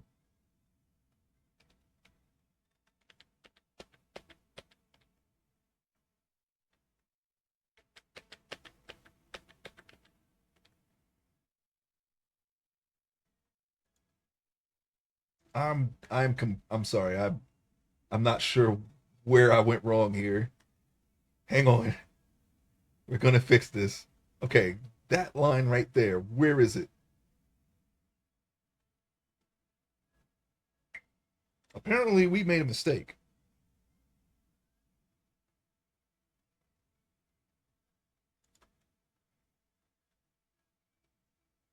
Also, I can kind of hear the music and it's throwing me off. That music is highly distracting. Oh my god. Why is that in this? Why is that in the playlist? Um. Okay, something is connected wrong.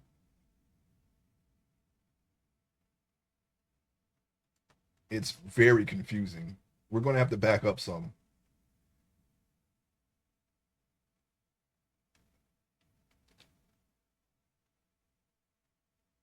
Okay, let's go to faces. I gotta back this up. Yeah, this was connected wrong. Okay, delete the face. Delete the face. Just delete. We're gonna delete everything because this is too confusing. I was not sure where I was headed with that, and the more I looked at it, the more confused I got. So we're going to just delete it. Now I think this is what I was trying to go for. That took much longer than anticipated. Yeah, I should have just started over. Okay. Let me just dissolve that. There, that was all I needed to do. Now, let's do it right now. I don't know where I went wrong with that. I was trying to fix it, and I could not see how to fix that beyond just deleting it. All right. Let's put this down. That's what happens when you don't want to do something over again. You just keep digging deeper and deeper and deeper until you just realize that you should have just done that in the first place.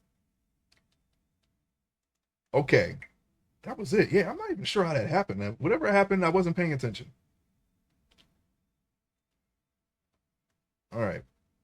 Okay. Since we had it at a different angle, it went down a little bit more than it should have. We're going to take in front off so I can see exactly where to put this stuff. Okay, F right there.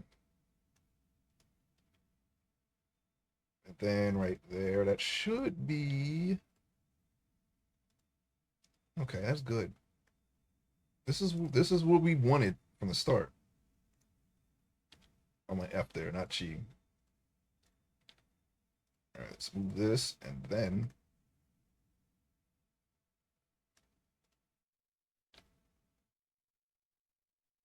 okay. That is what we were going for. All right. Now let's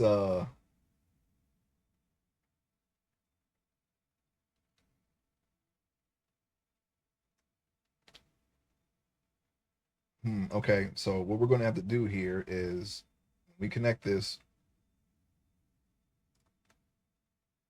You know what? No, never mind. I was going to say I was going to dissolve it, but you don't have to dissolve it. If I move it there, it should be fine right there. And the line that we create that goes all the way to the other side, we can delete. We can dissolve that line. I think that'll be fine. Oops. And that's what we've done that before. Okay, there we go.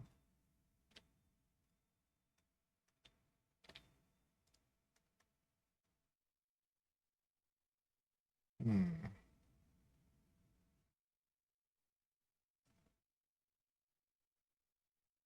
Okay, so we can just do that. Just want to make sure that we're not going to cause any future problems. All right, now we're going to take this edge and connect them together.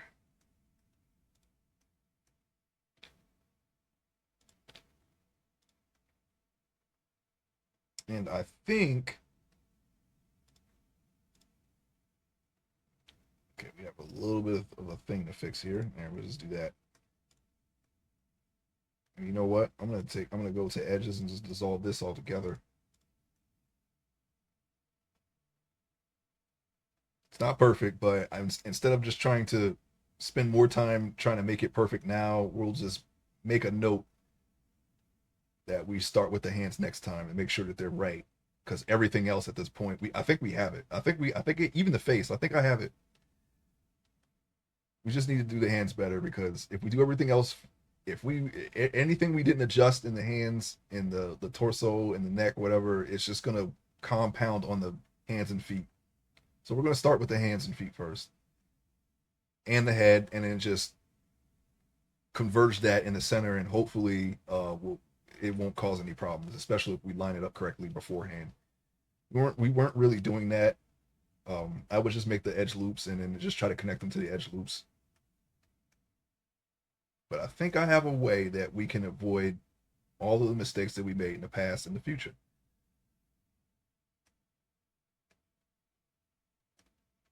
All right, to the tip.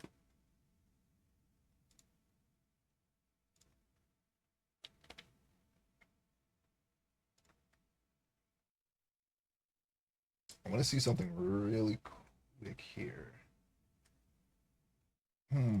I think this edge here will still end up on the mesh. I don't think I need to make an edge all the way there. This should actually appear on it. So I'm just going to take it over it. And if it doesn't, we can always just accentuate it ourselves when we do the micro details. So that's definitely a micro details thing. Basically, the gist of it is the things that you've already seen: the pores, veins, uh, more wrinkles, things like that. Things like that would be added in that portion of the process, micro details, and that's like right before baking. All that stuff is actually really, once you get past the red topology, it kind of flies, you know. Or well, unwrapping is once you do the unwrapping, then it kind of flies. I'll make sure that I am ready for that. Hopefully, we'll get to that soonish.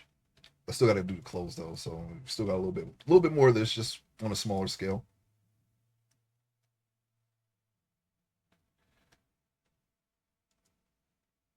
Okay, grab this. I'm just gonna connect all of these into one. There, and can still make out the fingernail even in the low poly retopology, and that will make the details transfer over a lot better.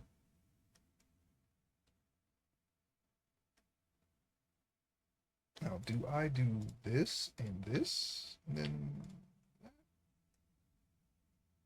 there's no edge there, so I mean, it ain't gonna really matter. So I think we could just take this one straight to the fingertip.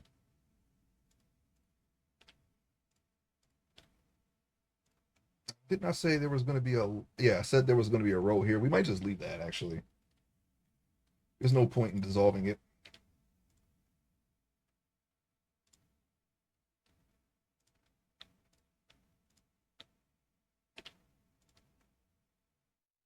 Okay. That jaggedness, I don't know if that'll carry over. If it does, we'll fix it. Very broken fingernail. Only a few times I've ever had a broken fingernail. They're very painful. Like you have a crack right down the center. That hurts. Can't do anything about it either. You can't take the part and rip it off because you'll just rip more of the fingernail off, and you just have to let it like grow out of it. You know, and eventually it'll stop hurting. Very frustrating if you need to use your fingertips for anything, which you often do. So yeah, it's gonna hurt. It's gonna hurt all the time.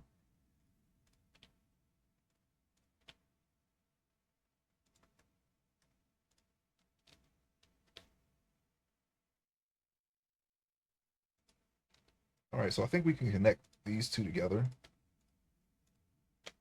Sorry, yeah, those three edges together, and I think we can connect just this like this. I don't see why this would even matter. We're going to avoid doing that in the future. We're going to make sure that everything is connected the way it's supposed to be connected, however that may be. I don't know. But we're definitely going to lock down a process here. Because if we got this fingertip, then we got that fingertip. And then we got the tip of the thumb. That's completely different. It's going to be different regardless because that's a thumb. And then we got this, which is very, very freaking lots of edges there. But it also has a little divot in it too.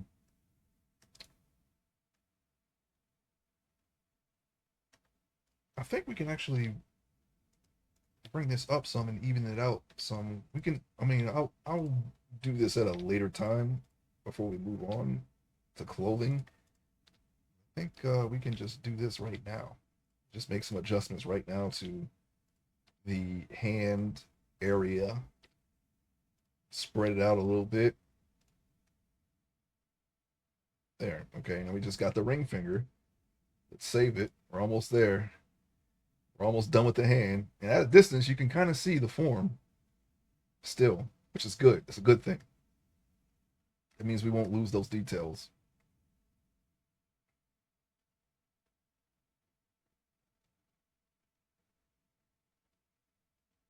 Just looking around the hand. I already know I need to make some adjustments on the torso and the leg. I'll probably look at the feet and just try to, just do some things here and there. I'm not gonna redo it like I said I was gonna do it because I don't want to spend too much time on this. We'll just do better next time.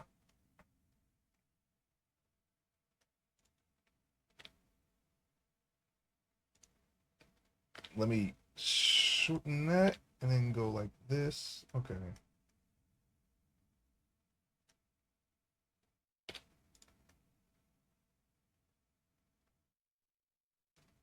What I'm gonna do is I'm gonna line these lines with these lines.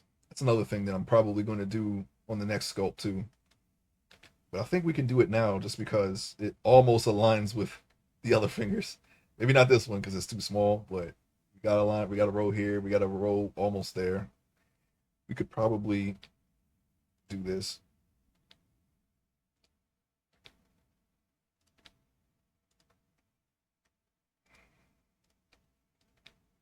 See here, see if we can go up some. And yeah, or I guess the last rows would line up with whatever rows would be here if we were to do make it all uniform on the next try, which we will attempt to do. I think we'll get it right next time. I think the next topology is going to be exactly what we want, or exactly what we need anyway.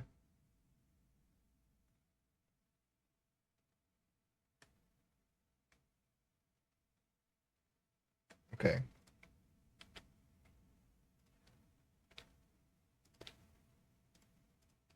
Actually, I don't know why I scaled that because it was we had just aligned it, but that's okay. All right, so we're gonna go down, rotate, down, whoa, down. I'm gonna hit G so it's not in there, and I'm gonna scale it a little bit, just a little bit.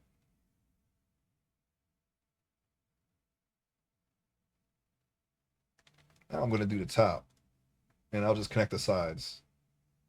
Yeah, we're gonna have to extrude each finger the same way too, I think.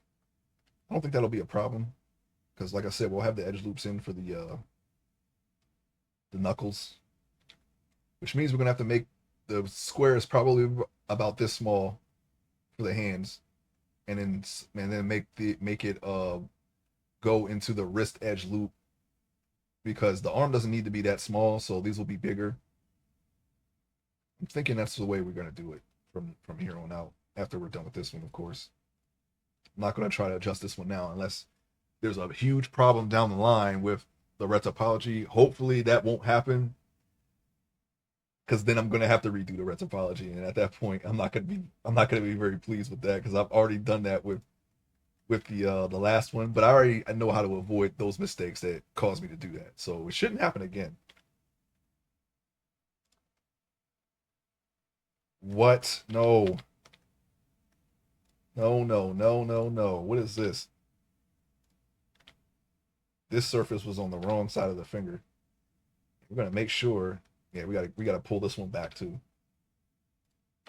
You don't want that. Oh, I'm hitting F.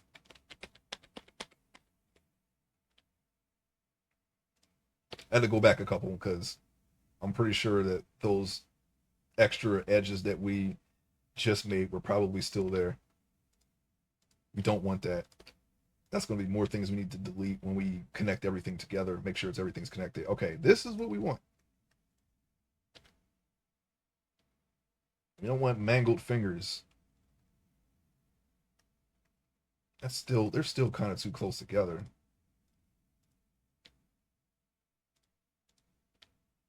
How could this have happened? Oh, Mike, he twisted it up like a piece of paper. All right, let me just grab this and just work at it from this way.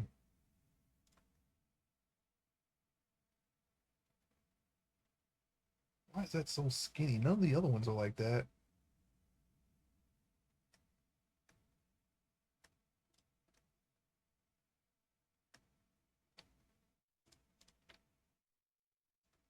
Okay, look. Oh my God, why? Why? We may have to take snapping off. Actually, we can't take snapping off, but maybe we could. Why did that happen?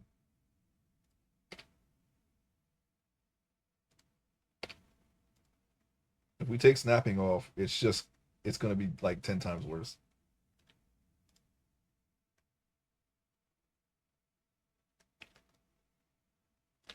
Yeah, we did it from. I don't know what happened. Honestly, I really don't. I was gonna say we did it from that side, but I expressly remembered not doing it from that side. I did it from this side. There, that is on the right surface.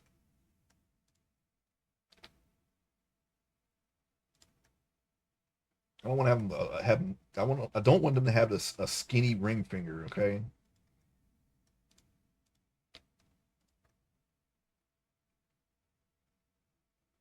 Yeah, it shouldn't be that far in. I don't know why that it's not going the way it's supposed to be going. I'm just gonna bring everything up further. I think the finger is just that fatty.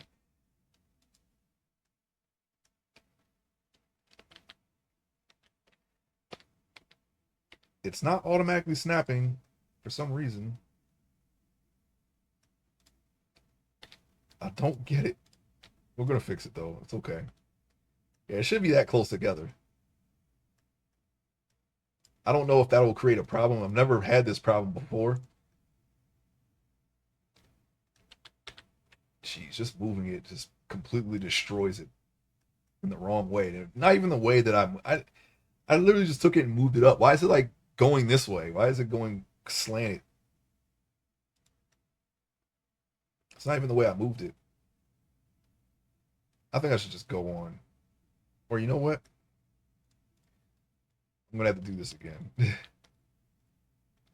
I got a better idea. Uh, we're gonna do it row by row. All right, don't go all the way down. Now we know that doesn't work. At least not in the way that we want it to. I don't think I've ever done that before. That could be the reason why that happened. You got to do it run one row at a time like we've been doing. I had no idea that was gonna happen. So we're gonna do it like this. And see, look, I think that's the proper width. Now we know that we can't just extrude the entire top and then extrude the entire bottom and then try to connect them in the middle. That just doesn't work. It just doesn't work. Or maybe it does and I'm doing it wrong. I don't know. but I'm going to assume that it doesn't work because I tried it and it didn't work. Just gotta make sure that these connect properly. One, two. Okay, we have three sides, so we can just. Hey, Cozy Heart Gaming, welcome to the stream. I'm doing great. How are you doing? Are you having a great hump day? We are trying to finish the red topology on this hand, and I am taking note of everything that I am doing wrong, so we don't do it next time. Instead of just spending all the time in the world to at fixing this, I'm going to just apply the fixes to the next mesh and just keep going and try to make this as even as possible. That's basically it. That's what I got. One, two, three. Thank you. I'm doing pretty good. Thanks. Happy. I saw you on this morning. Oh, I appreciate you stopping by. Let me see. Oh yeah, hold on. Let me give you a shout out. I know you. I know you stream too. I was in one of your streams.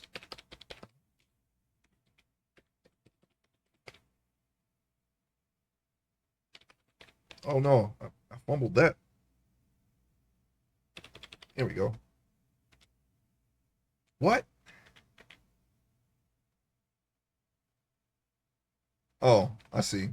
Extra letter. Sorry about that. There we go. Everyone follow Cozy Heart Gaming. Pretty chill stream. Oh, no problem, Cozy Heart Gaming.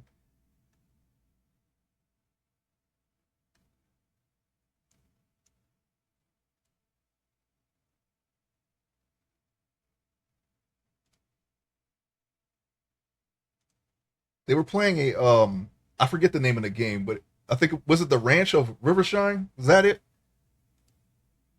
Where you take care of the horses? They were playing an equestrian game. Yeah, yeah. I'm sorry. I had to refresh my memory. I remember we were talking about the. I mentioned the Mary Kate and Ashley horse game on PS1. I saw a playthrough of that. Um, Sometimes I take a look at Game Grumps and they play those types of games. They'll play anything, really. I think the latest game, one of the latest games anyway, was like America's Next Top Model. It actually kind of looked interesting. Not gonna lie, but it was just weird. I had no idea these types of games existed. And I heard of the Mary Kate and Ashley Game Boy games, but beyond Full House, I don't know much about them. So I mean, but apparently there was a like a I want to say a movement, but like a brand. It was like a Games for Girls brand where they just went and they try to make like a game series for girls to play back in the day. No more worries, my memory is terrible. Yeah, I got so much stuff floating around. I had to refresh my memory, refresh my own memory on what happened. I was like, no, I don't think it was photography. I think it was I couldn't remember the game at first. I was like, oh yeah, that's right. Um, yeah, I played Red Dead that has horses in it. I mean, besides Ocarina of Time, really you don't really do much with the horse. You just it has like a stamina meter where you can run, and there's like a little mini game where you have to help it escape from the Lon Lon Ranch. But Red Dead is a little bit more in depth to that. You have to keep the horse clean. Of course, you have to keep it safe because wild animals can attack your horse. You can brush his coat. I don't remember how much it had regarding the taking care of the horse, but it was definitely the most in depth game that I played regarding horse care. I've seen someone playing Red Dead before a bit, but haven't played it myself. Yeah, it's a very large game. Hey, Marfresh41, welcome to the stream. Hello, my friend. I actually love this game. Hey, thanks for following. Thank you. Hey, give me a. Is that too loud? Do you think that's too loud? Because I thought I adjusted that volume, and it is. I can hear it through my speakers. If please let me know if I need to adjust that volume because I've adjusted it twice already. It always seems like it's too loud. I'm so sorry for those who are lurking and they weren't expecting that. I've been adjusting that sound, and for some reason, it still seems like it's too loud. So please let me know. I don't mind adjusting that to a manageable level, you know. But thank you for the follow, regardless. It wasn't too loud for me. Also, Mar Fresh 41, welcome in. Oh yeah. Okay, cool. I put it like at 15, but when I hear, if I can hear it through my speakers because it's low, I can hear it pretty well. So I'm sorry about that. I'll probably lower it another 5% because it's really I wanted to do something. I have like silly stuff for my, for a lot of my notifications, follow notifications and subscriber stuff. Um, but yeah, I'm always hard to know with sound. It seems to have a mind of its own. Yeah, I've been adjusting that sound and it's always too loud. And then on top of that, I added more sound into it that kind of amplifies the sound further. I'm sorry about that. Anyways, yeah, Red Dead. I don't remember if there was anything else you could do. I did a lot of the side stuff, but when it comes to the horse, I don't remember exactly. Was there a race? Horse race? Maybe. But yeah, that's probably the only game that I played that had that much, to do with a horse. Oh, another game that has a horse that I've played, Metal Gear Solid 5, the Phantom Pain. You get a horse companion that you can take into missions with you. Um, you can make the horse defecate on the floor and on the ground, and it can be used against the enemy. It's very weird that they would put that in the game, but it's a thing. Okay, like if a car runs over it, it will actually make the car go into an accident for some reason. I don't think that's something that would happen in real life, but they try to give it a function. Yeah, Hideo Kojima, who he is the creator of that series. He always puts weird stuff in his games. That is one of them. You can like hang off the side of a horse and ride past an enemy outpost, and they won't see you. Things like that. Yeah,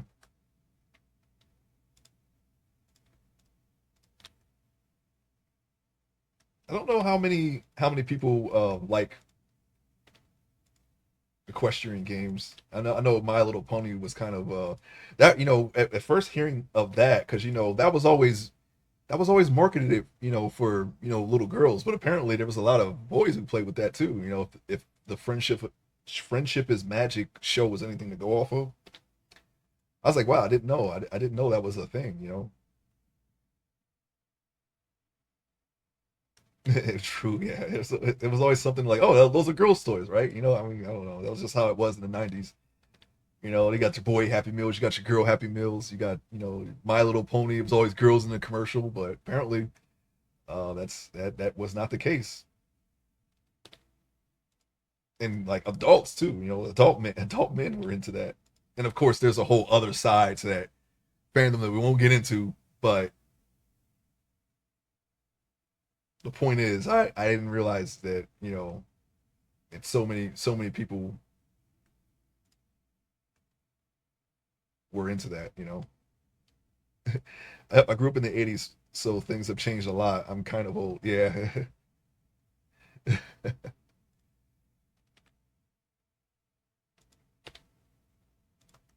me see here. We're gonna move ourselves down the finger here. Yeah, when it comes to taking care of animals, it would be like monsters for me. Pokemon, Monster Rancher, uh, Digimon World, things like that. Those games are always fun,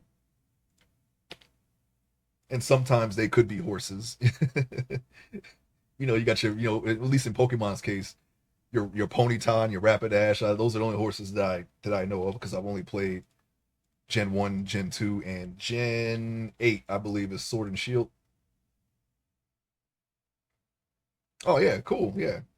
I got to feed a horse once during a field trip. Never rode one though, but I definitely fed one. That was pretty cool. They used to have people ride horses through the city for events, but they don't do that so much anymore. At least not these days. I don't know. It could be like a budget thing or whatever. But when I was a kid, they did it all the time. They don't do that. I don't. At least I don't see it. At least not in this area. I love World of Warcraft, and there are some pretty horse mounts in that game. Oh, you just reminded me. Yes, Black Desert. There's another game that I played with horses, and you can breed them and everything. And they have their own stats and things like that. There was another horse game. Well, not horse game, but a game with a somewhat more in depth, system for your mounts. Oh, I've played Black Desert, but it's been a while. Yeah, I haven't played it in years, but it was fun. I like making weird characters. There was like a testament to the a testimonial for the character creation system that someone had made had took a mystic and turned it into Michael Jackson, and that was like a big thing in gaming journalism for a while. So I was like, okay, you know what? I'm gonna do that, but I'm gonna do it for Sage, and I actually got it to work. He's like a buff. He's more buffer because Mystic is a female, so it was easier to make Michael Jackson that way. But I made the Sage version of it. I actually took a picture of it and everything. I have to show it one day. Matter of fact, I think I could actually. I think I could show it right now. Let me see. Give me 1 second. Oh yeah, yeah. It's a lot very very beloved, if not and a bit controversial. But we won't get into that. But I can show what I did at least. Um, let's see here. Give me 1 second. I'll show you. I'll show you exactly what I did because I have screenshots of it on my profile. Can I move this? Can I move this entire window? No, I guess I can't. Okay, no problem. No problem. 1 second. I'm resizing the window so I can just move it over real quick. Here it is. This is my my Michael Jackson. That's the best. At certain angles, he has a very chiseled jaw and he's very muscular, so it kind of takes away from his likeness a little bit. But at certain angles, he looks exactly like Michael Jackson. That was the best angle I could take the shot at the time. But there it is.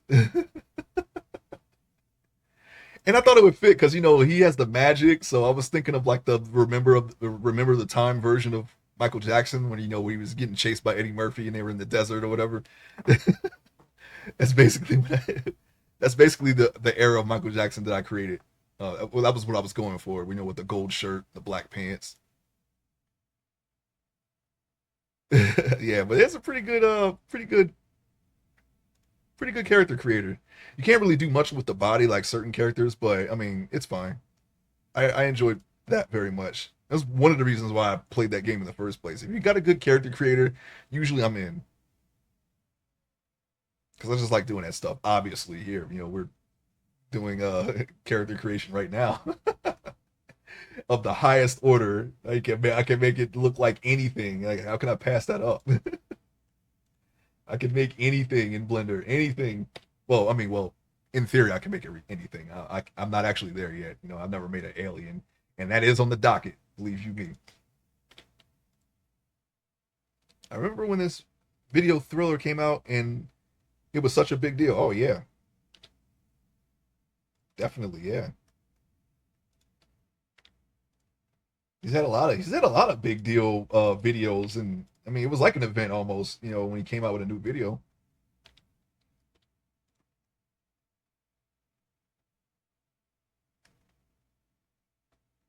That was when MTV was around. Is it not anymore? I haven't watched TV in so many years.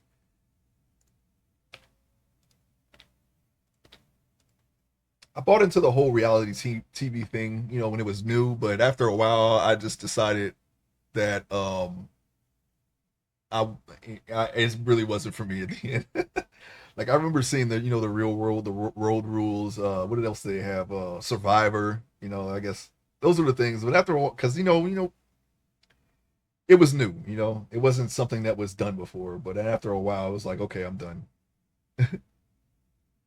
I'm not sure either. Yeah.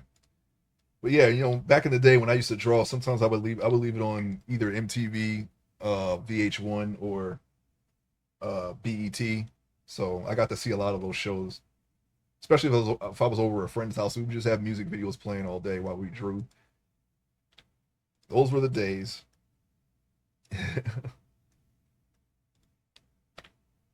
Or like a strategy game. I remember that. I still remember some, you know, songs that I would never normally listen to. I actually know the lyrics of because of those days. Not all the lyrics, but you know, just osmosis. You know, eventually you'll pick up on it if you hear it enough. Yeah, I love playing 80s, 90s music for the nostalgic. You know, sometimes um, I might listen to something old just to appreciate it. It's like, man, you know, I don't want to sound like an old curmudgeon, you know, but it sometimes it does seem like there that you know everything is like copy pasted these days. But so it's not. It's kind of refreshing to go back and listen to something that was like, wow, you know, this is actually better than I ever thought it would be. You know, I never really listened to it then, but I mean, I can understand now. But you know, they still make decent songs. So today, so you know, I'm not gonna disparage it because it's you know it's the thing that people like now. Even though there's a lot of things that I hear and I'm like, what the hell is this? But I know that's not the entire body of you know today's music.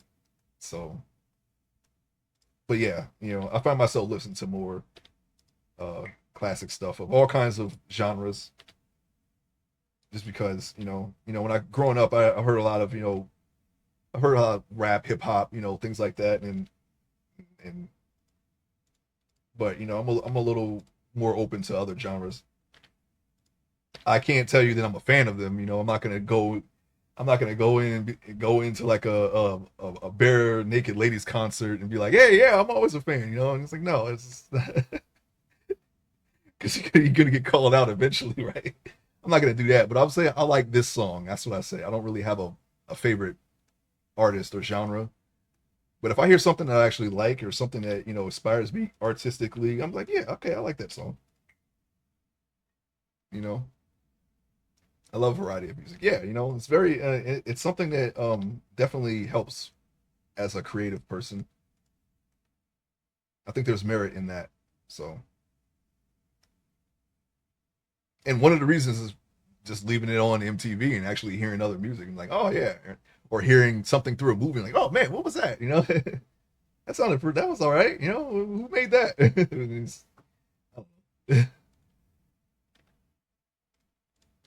That's art for you. You'll get the exposure. I think a lot of people who seem to gatekeep online about that. You know, like, oh no, I didn't hear this through a movie. No, I heard it because I just have good taste. I'm like, well, you know, this helps the artist. Exposure does help the artist, you know, but you know, you just have to let people like that be because it's like, all right, whatever, you got it, buddy.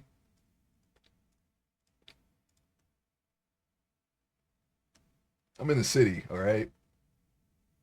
I'm not around people who listen to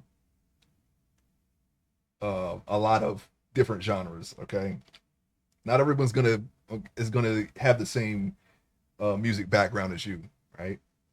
I think it's funny when people do that. I don't really, honestly, I don't really care. I just find it amusing. It's like, dang, do you like? It's like what? You want to be the only one listening to this? You don't want to hear like a fresh take on on this music that you like from someone who doesn't know as much as you about it.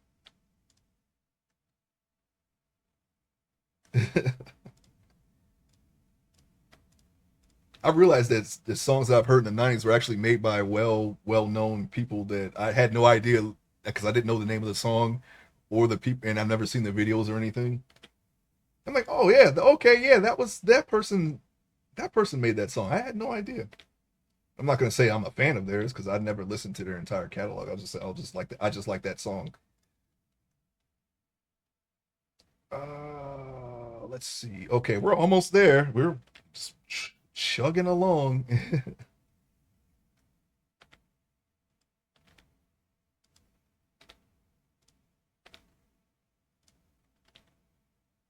Almost to the dreaded fingernail. That will be the starting point going forward when we do this again.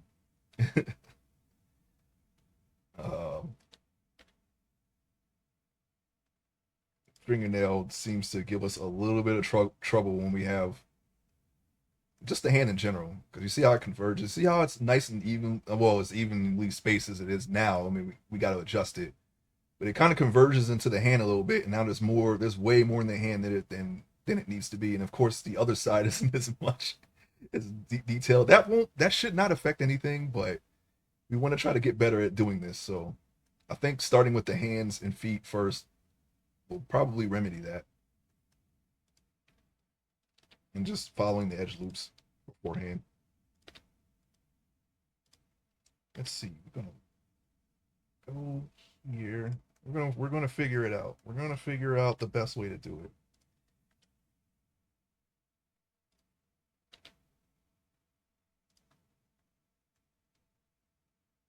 All right. I gotta scale this down so it'll fit in the fingernail.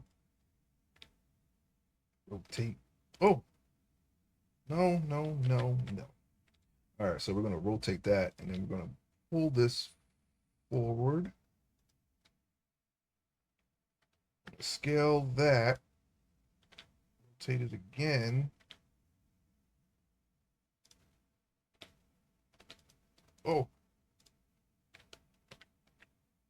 let's not do that. I want it to be the same width so we don't shrink the fingernails, but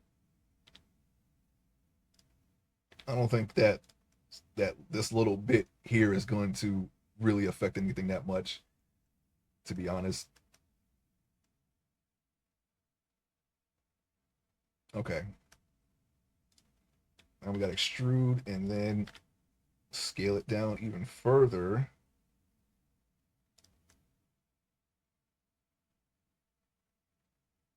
Okay, almost there.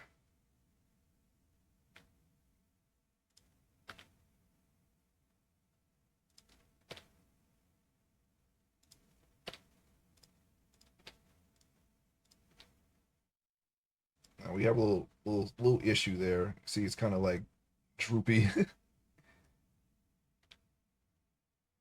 I'm gonna fix it without looking at it from this angle. Actually, you know what? I don't know why I was doing that. No, this is why. See how it's down? Let's lift it as high as we can and see what happens. And now that's there. I think the problem is we don't have it scaled down enough. I think that's where we run into issues here.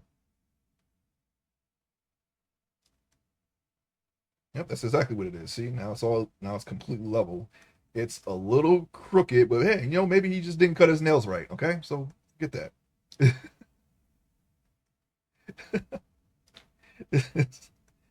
I can't center it because the nail itself is kind of crooked, but that's okay. We don't want to do that. Actually, no. The only way I could center it is to make it even smaller. Maybe move it over a little bit more. Maybe. Oh, that's not right. Okay. Yeah, how about that? All right.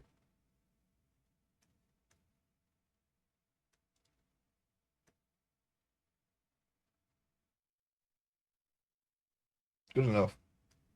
Like I say, we'll do a better job with the next hand. The other side's being mirrored, so it's exactly the same on the other side. In fact, let's take a look at the other side. See how this looks. You can see that it has enough of the detail to where when when we put the details of the high poly mesh onto the low poly, we should be able to keep everything we did for the hand. Okay, let me finish this. All right, we're gonna keep going here. I'm gonna do it one row at a time because we've already. You see how I kind of went extended into the finger here? I probably should not have done that because we already had problems with that earlier. But the fingernail is done, so.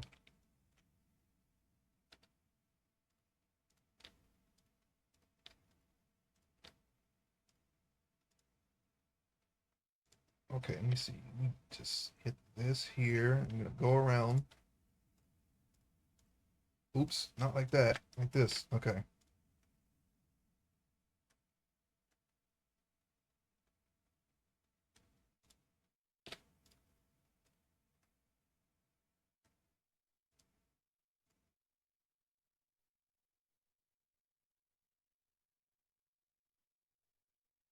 I'm looking at the underside of the fingernail here.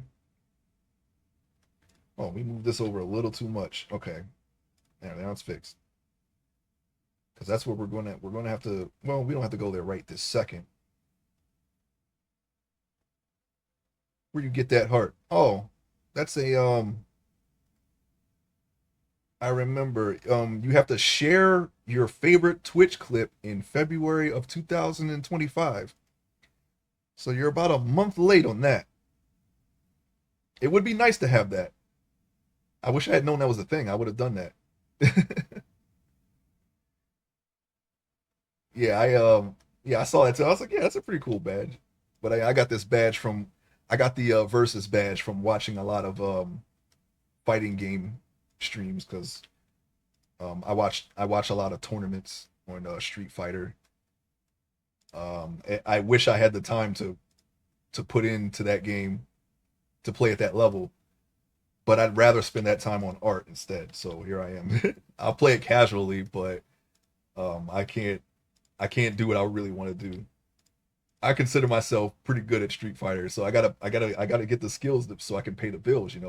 Not actual bills. I'm talking about figuratively. I wanna walk the talk. Or walk the walk. Did I talk? All right. You grow up thinking that you got it all figured out. That you're the guy. You're the guy who can beat M Bison. But then you see these guys, and you're like, no, they're the guy who can beat M Bison. I got to be able to prove it, right? But no, yeah. I mean, maybe one day. I don't know.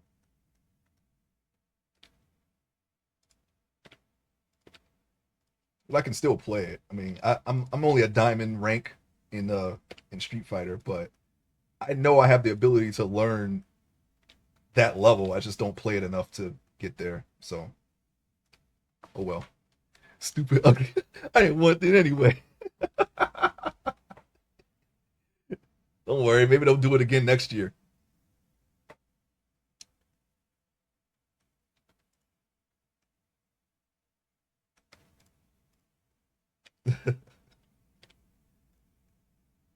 I didn't want it anyway. Yeah, when I saw it, I was like, oh man, I wish I had gotten that one. I got a speed running one too because I watch a lot of speed runs.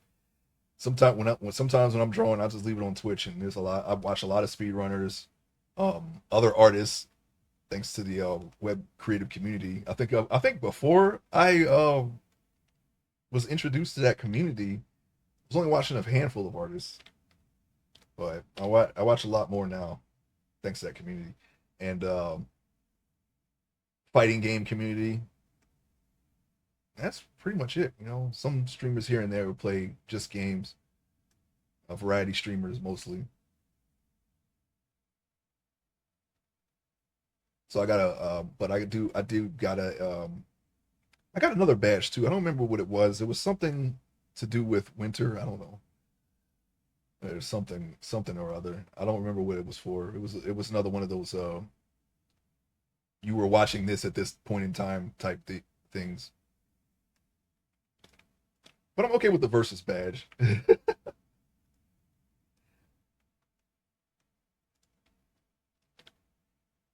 Maybe one day if I feel like it, I'll play Street Fighter on stream. You can watch me get my butt kicked.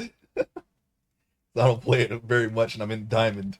I'm in diamond rank, so I'll probably get beat up a couple of times before I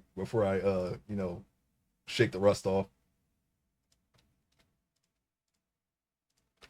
Diamond isn't too high, according to some people anyway, but I don't think it is either, to be honest.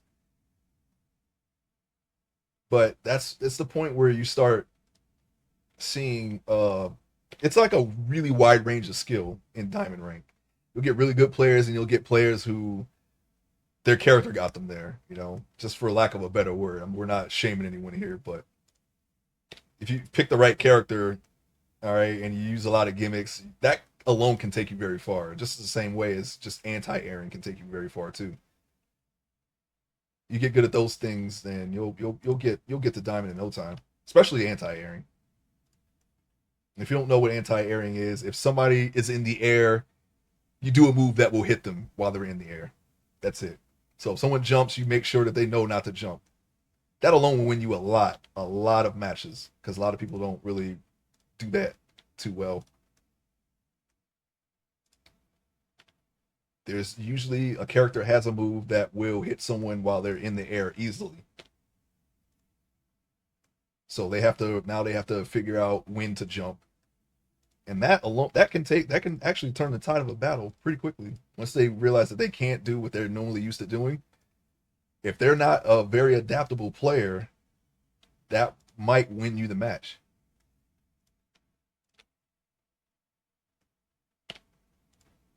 But I don't know, that game, I'm still trying to find like my main person. I've tried so many characters. I know there's two characters that I can use that will easily get me to a high rank. They're very good characters, and I know how to play them I knew how to play them somewhat well, or at least good enough to win some matches. um, I don't know if you know the roster of Street Fighter, but I know you do, Trig. I do really well when I play as Cammy or DJ, and most recently I've tried Chung Li out. Chung Li takes a little bit more skill than those two, though. I think.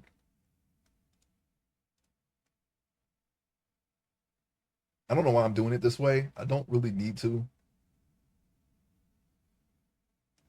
I could probably do this better, but actually, you know what? Oh, and Zangief or Zangief. Apparently, that's how you pronounce his name. I've never really mained a grappler before in Street Fighter. Well, actually, that's not true. I've never mained Zangief before in Street Fighter. I'm also playing League behind, so if I don't talk for like 17 minutes straight, that's why. Oh, that's no problem, Trig. Don't worry about it.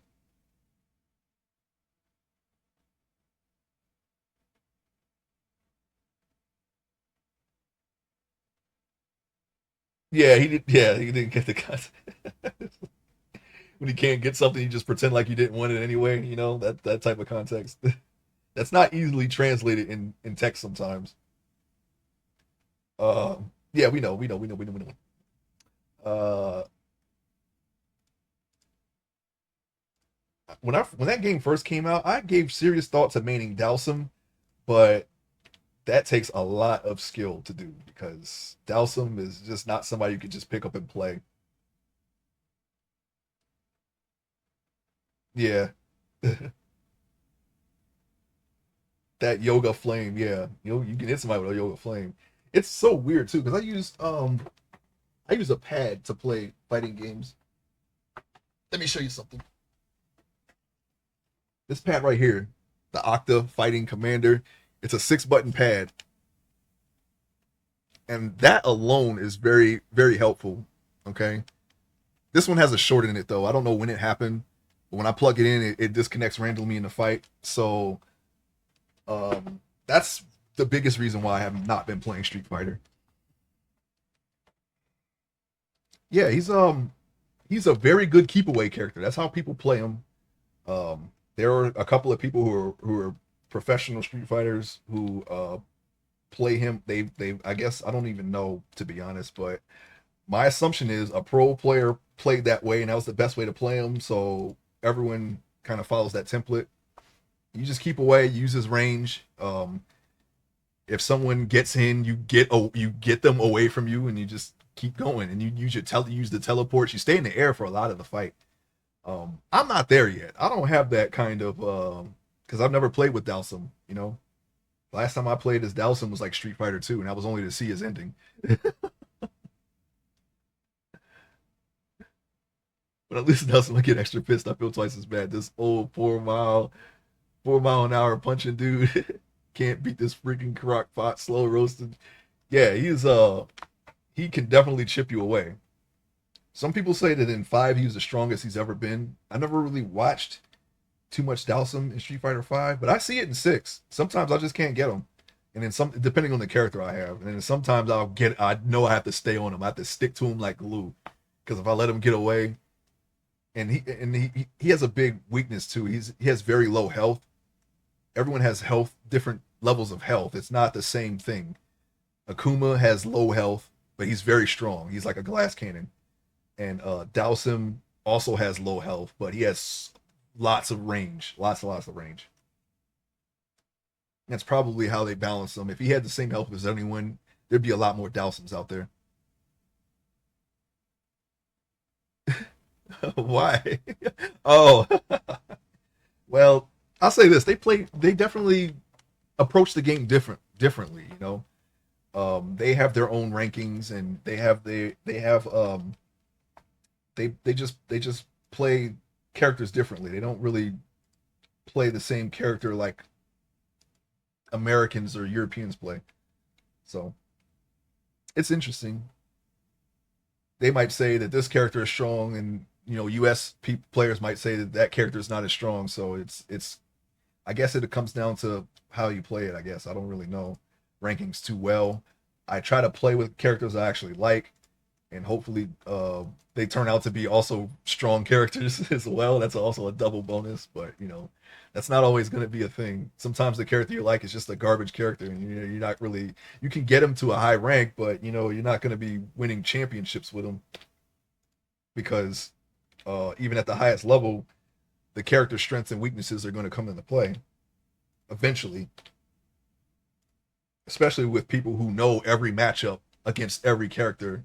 They spend ungodly amounts of hours playing and learning the game, pretty much the same kind of hours that I spend on art, and I'm not willing to give up art just to play Street Fighter at a high level. So, not saying that I could. I think I could. I think I could, but that's just hubris. That's something that I have. I think I can, but I'm not going to do it because I'd rather spend that time on this. Let me see. There was this one time that just danced around Tony the whole time during the beginning of the fight. At the end, when I was dazed, he just kept moving, using the taunt, wasting his black stuff move. What is this? What game is this? Oh, Ken. Okay. Oh, you're talking about Street Fighter 4. I get it. Yeah, that was the focus attack you're talking about. Yeah, it's like an ink after image that comes out. That's what he's talking about. In that game, they replaced it with graffiti in Street Fighter 6. Now it's not black ink anymore. Now it's just graffiti. Everyone has like a graffiti after image when they use drive rush or drive impact. Drive rush is basically a dash that takes you pretty far forward. It's different for every character. Some characters get a full screen just using on one drive rush, and drive impact, which is similar to what you're talking about, Trig, hits them and it kind of stuns them a bit. Not a stun, but they fall to their knees, and you can do something before they fall completely down on the ground. Yeah, he would waste that just to dance with. Yeah, you could in that game you can do focused attacks pretty much without any penalty. You could just keep doing them. Yeah. I didn't get into that online too much. That was like the first time I played Street Fighter online, because I don't think I was. I mean, when that game came out, it was only like a couple months before I ended up leaving the country, so I didn't get to play that game. And by the time I came back, um, I wanted to do other things other than try to get again at good. I wasn't really into the whole tournament side of Street Fighter at that time, even though that is what got me back into playing Street Fighter, at least trying to learn it at a higher level in the first place, was the evil moment they call evil. I think it's called evil moment 37, is between uh, some very old school top level players where and this is at the time I didn't even play Street Fighter 3. Um one of them was able to parry Chun Li, which is a lot of hits. Their super, their critical art or whatever, where she just does a lot of kicks, and then she kicks with one leg like a bunch of times, and then she kicks with the other leg a bunch of times, and then she kicks you in the air with another kick, and then after that she can jump up and do like an air combo with you. I do it all the time now, but one of the best players ever in the history of that game was able to parry every last one of those attacks and then counterattack with his attack and win the match. And it was like a big moment. Everyone was like, it was at like the biggest tournament at the time.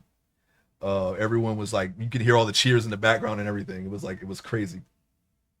And to this day, he still gets that attack parry by rand because it's something that inspired so many people that lots of people know how to do that now.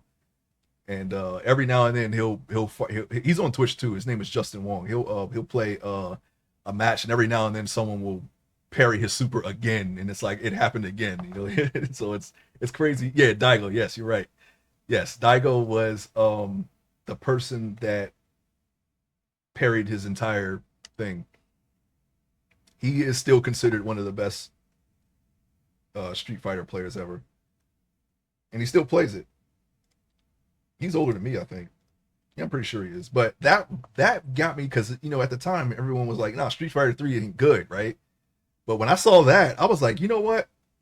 I want to play at that level. So I got Street Fighter 3. I had a PlayStation 2 at the time. I got Street Fighter 3, and I started learning, the things that I never did, when I was a kid, and but when Street Fighter 4 came out, I was still like not really watching the tournament scene like that. I just saw that clip, and then I started watching them. I'm like, oh, you can just do that, and oh, you can do this, and then I would practice it for a while, and that's basically the gist of it. I didn't really drill it. I didn't play thousands and thousands of matches. My matches are probably in the low hundreds at this point, across multiple games. But I think I'm confident in saying that if I put that kind of time in it, I could probably enter a tournament at least. I might get freaking destroyed, but at least I would have the confidence to enter a tournament. Just let me beat one guy. Let me beat one person, okay? Just one. You can't do that anymore because they actually punish you for disconnecting from the game now in various ways. You might get put with the other bad eggs. There's a lot of people who do that. You might get a ban, and you might just never be able to be allowed to play multiplayer again. They do things like that now. So kind of like League, you actually know because you play League. What are you making, bro? Looks like a hand. Yes, it is. I'm designing a character to use as reference for a webcomic. Welcome to the stream, Air Dom. Yes, it's a person. I'm doing the retopology so I can take the high poly mesh, which is this right here, the details from this, and apply it to low poly with significantly less polygons. It's one of the methods you would do for like something game ready. This isn't specifically for a game. It's for reference for a webcomic. I'm doing the characters in order of appearance, and my goal is to just be able to set up seams and draw them quickly so I can do the pages faster. That's basically it. Hope you're having a great day, and thanks for stopping by. Really appreciate that. But yeah, that's what I'm doing. It's a person. We're gonna do the clothes next. I am about to put the last pieces on the hand here, and where was I don't even remember. I was on the ring finger. That's right. Oh, I guess I did it already. Never mind. Yeah, I guess we are done with that. It's not perfect retopology. My goal is to do it better on subsequent meshes, but this is the best one that we've done so far. So let me see. I'm terrible with PvP games, but it sounds interesting to watch. Yeah, they're very fun to watch. It kind of gets me in the mood to play fighting games sometimes, but I haven't been in the mood to play it lately, and plus my controller is not acting right. I don't want to keep, this is a rather delicate controller. I had like two of them so far. I accidentally broke the first one. Um, and the second one here now has a short in it. I don't know how it happened because I don't really play it like that, but time to make breakfast, so I'll be lurking. You're doing a great job in your model, by the way. Thank you so much, and thanks for the lurk. Yeah, having a reference is great. Why the red topology if you're going to draw over it? Because I do have some interest in doing animation, which is where this would come in handy. So it's more of like just to do it in practice, as well as I follow a lot of software and game dev people, and I think it would be handy to have that skill to maybe one day I might want to make a small project game in 3D. And but I did it for sculpting, and what I did was I followed. The short answer would be I follow game ready character tutorials for sculpting. So it's basically in my workflow. Actual accident or accidentally broke it, threw it off the balcony. It's an actual accident. And the funny part about it is that particular controller still worked. It was just one of the buttons that broke, one of the shoulder buttons. Um, I wish that did not happen because I had no problems with that controller. It was every controller after that I had problems with. I actually had to send one back to Amazon. And oh, thank you so much. Yes, yeah, our previous retopology was not great. Um, give me a second. I'm going to show you. I'm going to show you where the last one was. Let me see over in recent. Here we go. Here's one right here. Can you do it? Oh no, it's long gone. I just tossed it because I needed that shoulder button. We're not done rigging it yet because I'm having some issues rigging the eyelids. I want my characters to be able to show emotion in the comic, so I'm doing a full body rig. This is one that I've completed. I actually took a hiatus for a while because I had to do some real life stuff. But this is one. Here he is partially rendered here, or fully rendered, I guess. This is one character I did before. He's like a CIA agent. He's dressed up. He has a soldier uniform on in this, but that's basically what he is. Let me see here. I just want to show you what's going on here. Let me see. I'm gonna wait. Let me put his underwear back on because he does have buttocks. Yeah, he has Barbie doll physics, but he has a butt, and I don't know if Twitch would like that. So I made the underwear just for Twitch, and I'm about to undress him. Let me see that either, and pants, shirt. Okay, this is the reflexology that I had before when I was just doing it willy nilly. It doesn't affect the posing, okay? But I'm not sure if you would do a retopology like this for an animation. So I'm doing a yeah, oh no, but no, no, the butt. Yeah. But this is the retopology that I've been doing before this sculpt. It doesn't affect the posing like I was saying, but it might for animation. So I'm trying to figure out how to do it right so it's never a problem again. I added some edge loops, probably on the hand, and it just travels all the way up when you do it that way. So my goal now, and based off of what I've learned, um, doing this, I made it more even and less condensed in certain areas, right? But hang on, I'm waiting for it to load. And now the only problems that I have are with the hands. You see, it's slightly bunched up with the hands because I started with the head. The head follows the form a little bit more, follows the edge loops.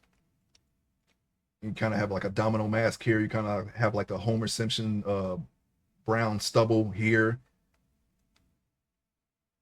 but not little to no problems with the torso and the arms. So what I was thinking about doing was starting with the hands and just giving like things like the fingernail its own very small red topology and just branching out from there along with the edge loops with the knuckles. There's like no edge loops here on the hands right now.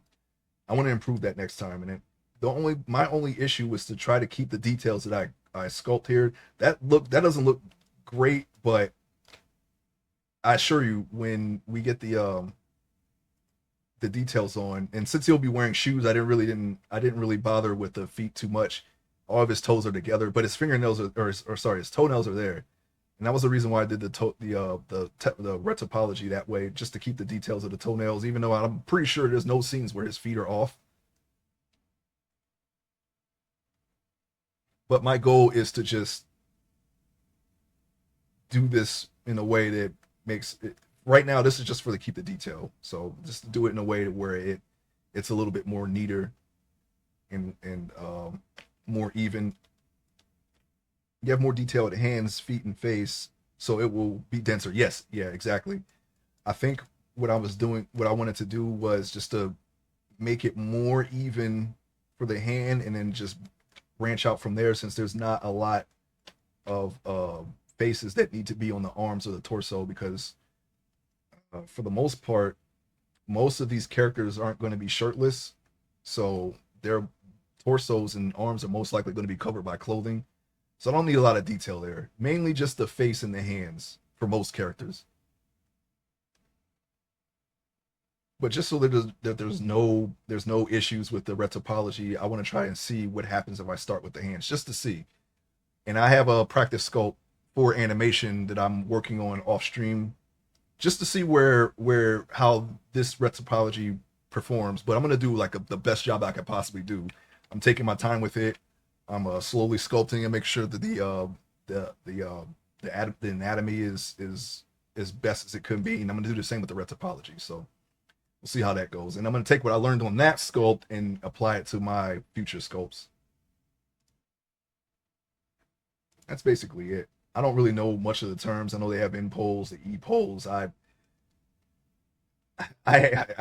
mostly learned from a time lapse how to do this, so there's a lot of things that I'm not too sure about, but we're gonna get there. I saw a book that I can get on red topology. I'm gonna buy that book and study it, see what I can apply from that.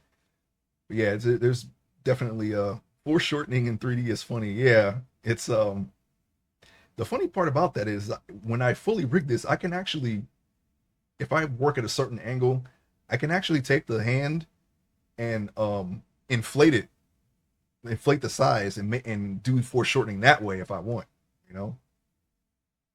Because right now that's just like, say like if this is foreshortened, I don't even think it is foreshortened, to be honest. It's, well, yeah, I guess it is, but it looks little more stiff. If you wanted to exaggerate it, you can with the rigging, is what I'm trying to say. Yeah, that's pretty much what I'm doing here. Unfortunately, I think I'm going to have to call it here. Let's see if there's anybody that we can raid, because I am out of time. Let's see here.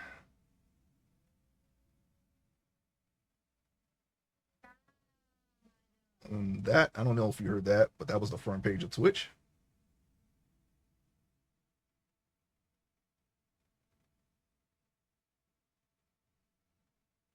Hmm. Okay. I am going to raid. I'm going to try raiding someone. Normally around this time there really isn't anyone on. I'm going to try to raid somebody real quick. Okay.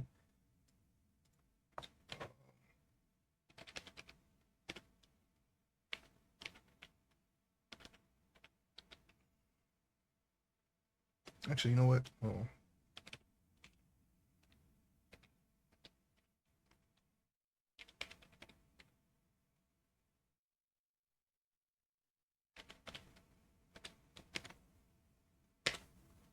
Okay. I want to thank I want to thank everyone who stopped by today. I really appreciate it. If you're watching the VOD, I thank you so much. Um, I will return tomorrow evening for a um, a game stream with a friend of mine. We're gonna play a co-op game. Thank you so much for following Airdom. Beyond that, our next art stream will be next Monday. I'm probably going to do some game streams at some point, maybe Friday or Saturday, but we'll see. Okay. So thank you, and take care. Have a great rest of your week. Okay. If I don't see you on the weekend, have a great weekend.